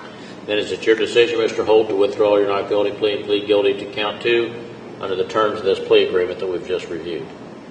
Yeah. Then as to the charge, which alleges that on or about December 21, 2024 in Huntington County, Ohio, Donald L. Holt, knowing that an official proceeding or investigation is in progress or is about to be or likely to be instituted, did alter, destroy, conceal, or remove any record, document, or thing with purpose to impair its value or availability as evidence in such proceeding or investigation, in violation of Section 2921.12A1 of the Ohio Revised Code, the charge of tampering with evidence, a third-degree felony, carrying possible prison term of 9 to 36 months, a fine of $10,000. How do you plead? Guilty. Right, the court finds on this day in open court, defendant provides of all the constitutional rights, made no intelligent voluntary waiver of the same, criminal 11. The plea is accepted and order filed. Defendant is found guilty of count 2. Count 1 is dismissed. Court will order a pre-sentence report be provided, including an assessment for substance use disorder and or mental health issues that may require treatment. The case is referred to the drug court docket, and sentencing will be set for July the 2nd at 9 a.m. All right, is there anything further to counsel on this case? No, Your Honor. No, Your Honor. All right, see your probation officer on the way out. and your sentencing will be in person here in the courtroom on July the 2nd. Thank you. I'll get Duggar. All right, thank you. Your Honor, Yes. did you say this?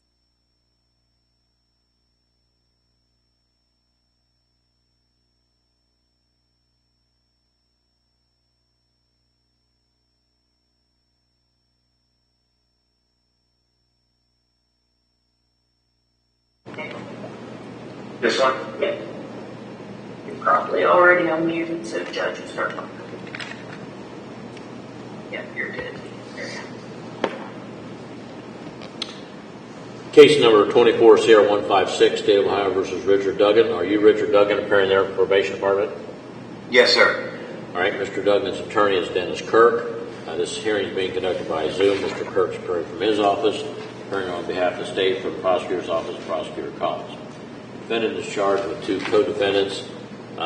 He is charged with 2 counts 5 and 6, of committing drug abuse, each a 5th-degree felony.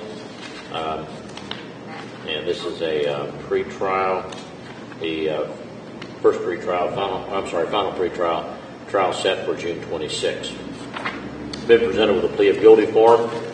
Mr.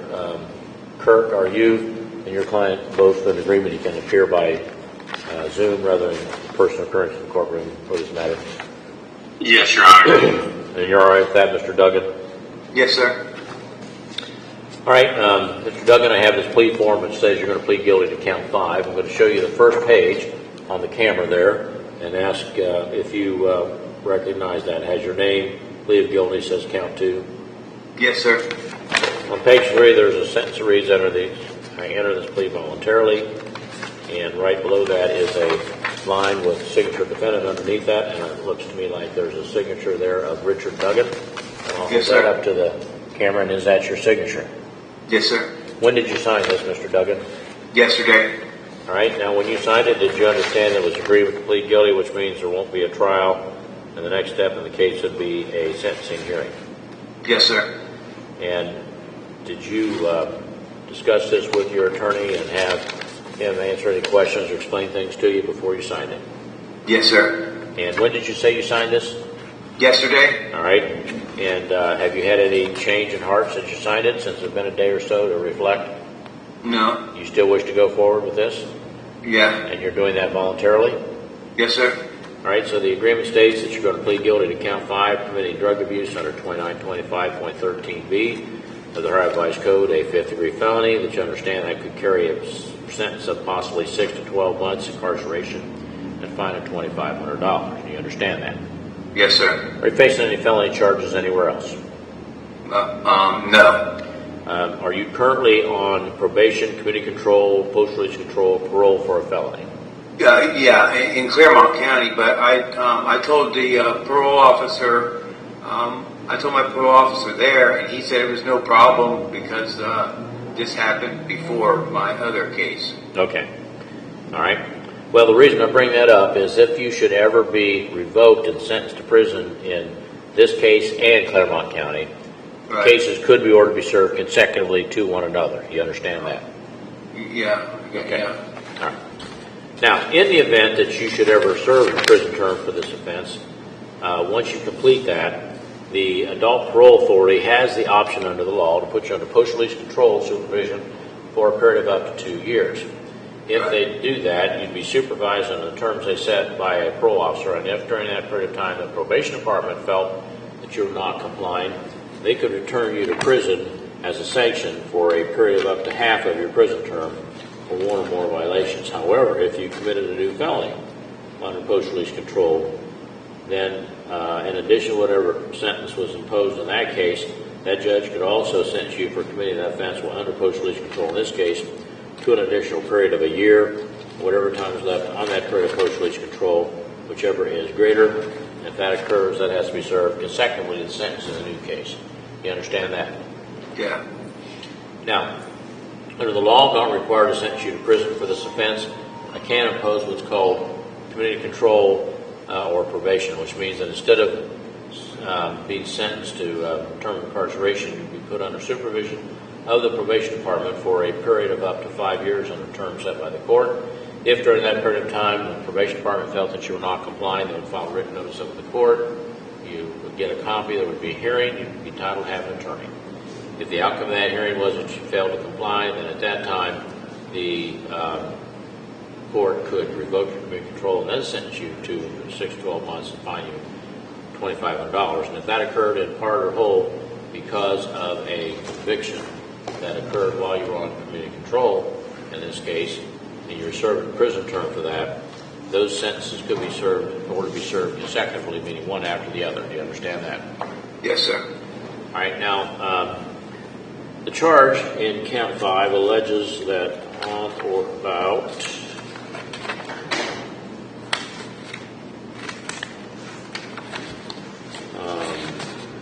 July 24, 2024, in Highland County, Ohio, Richard Duggan did being the owner, lessee, occupant, or the person who had custody, control, or supervision of the premises of real estate located at 8098 Divon Road in Hillsborough, Highland County, knowingly permitted the premises of real estate to be used for the commission of a felony drug offense, to wit, aggravated trafficking of methamphetamine, in violation of ORC Section 2925.03A1 by another person, to wit, Jason K. Saunders and John M. Lyle, in violation of Section 2925.13b of the Higher Revised Code.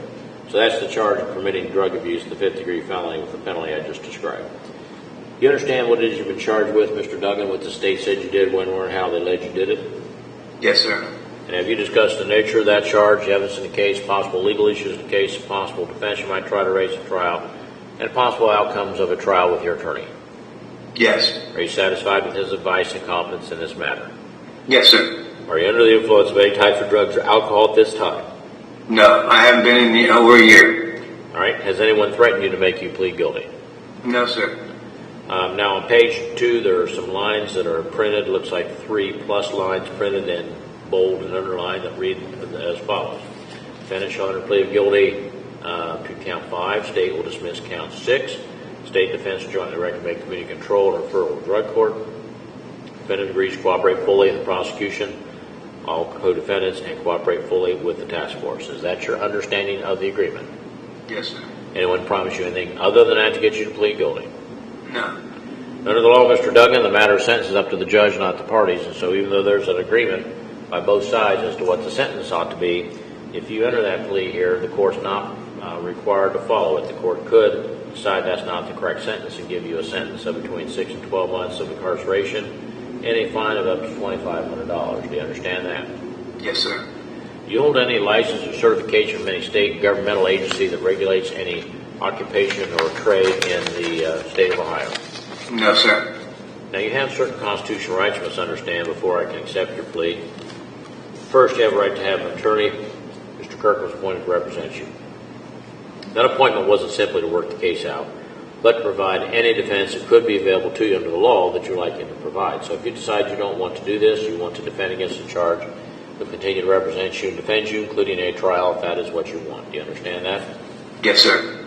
Now, under the Constitution, you have a right to have a jury trial in this matter, in which 12 people would be selected from a group of citizens that live in Highland County that are selected for jury duty on your trial date. After 12 of those folks are selected, the evidence is presented, then they are instructed upon the law by the judge, and then that jury has to decide by unanimous verdict, meaning all 12 of them would have to agree on whether the state proved your guilt. Now, if you didn't want to have a jury trial, but you did want to plead guilty, you could waive in writing, which means to give up the right to have a jury trial. In that case, you would have what's called a court or bench trial, meaning the judge would be the one to hear the evidence instead of the jury. The judge would apply the law. The judge would decide whether or not the state proved your guilt. You understand that? Yes, sir. Now, in the Constitution, you have a right to confront the witnesses against you in open court and cross-examine them through your attorney. What that means is the witnesses against you have to come into the courtroom and testify in front of you and your attorney and anyone else that's present. After the prosecutor's done asking questions, your attorney can ask questions. That's called cross-examination. And the purpose of that is to try to bring out evidence that helps your side of the case. Do you understand that?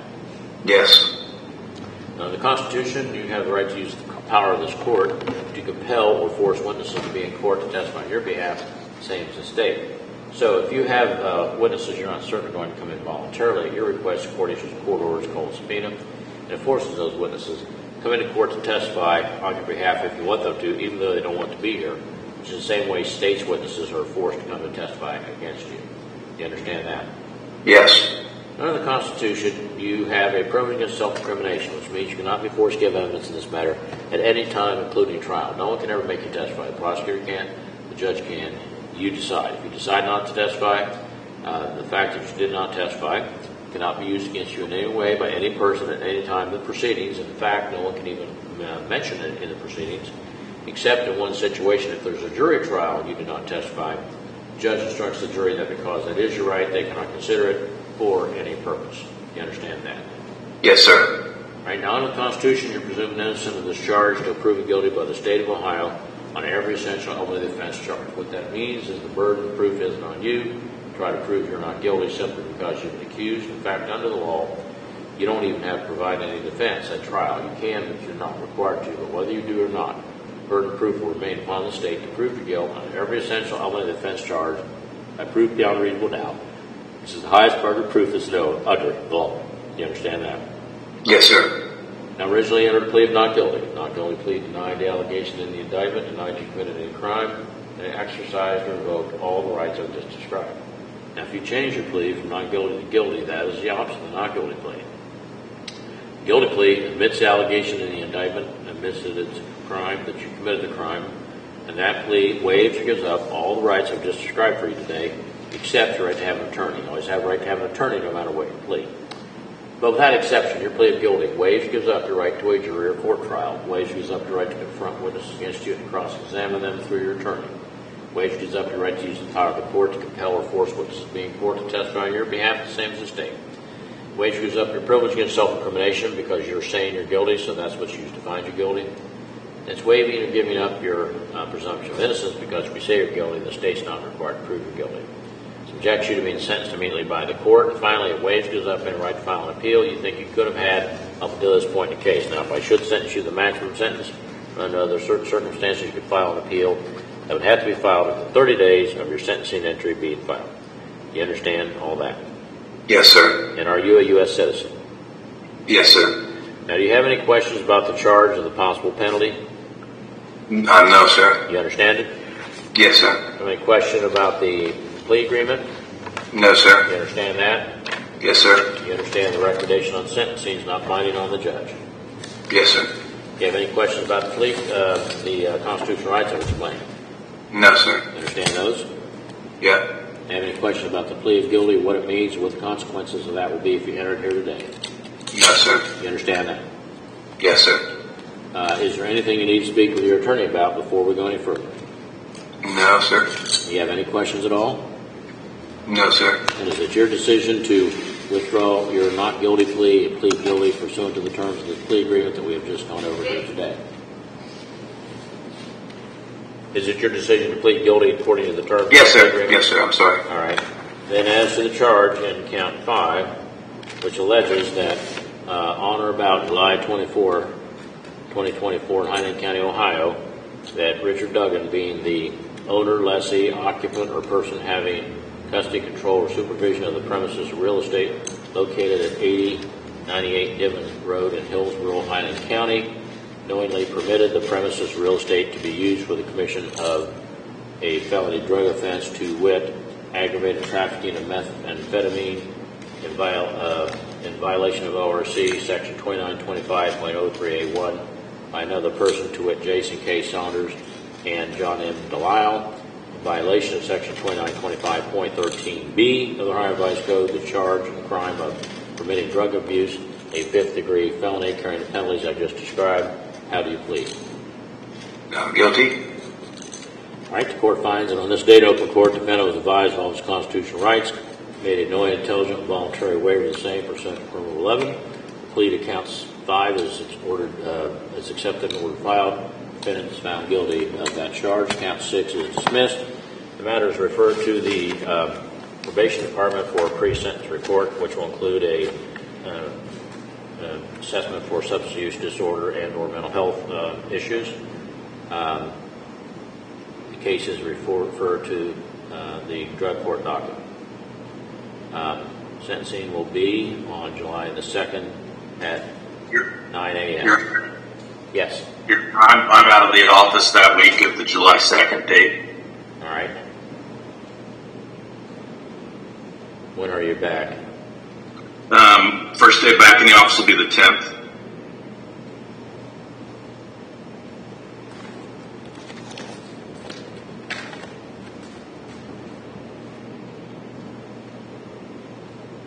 All right, we'll set the hearing, sentencing for July 17 at 1 p.m. Thank you, Your Honor. All right, see the probation officer on your way out. Mr. Duggan, your sentencing will be at 1 o'clock on July the 17th, in person in the courtroom.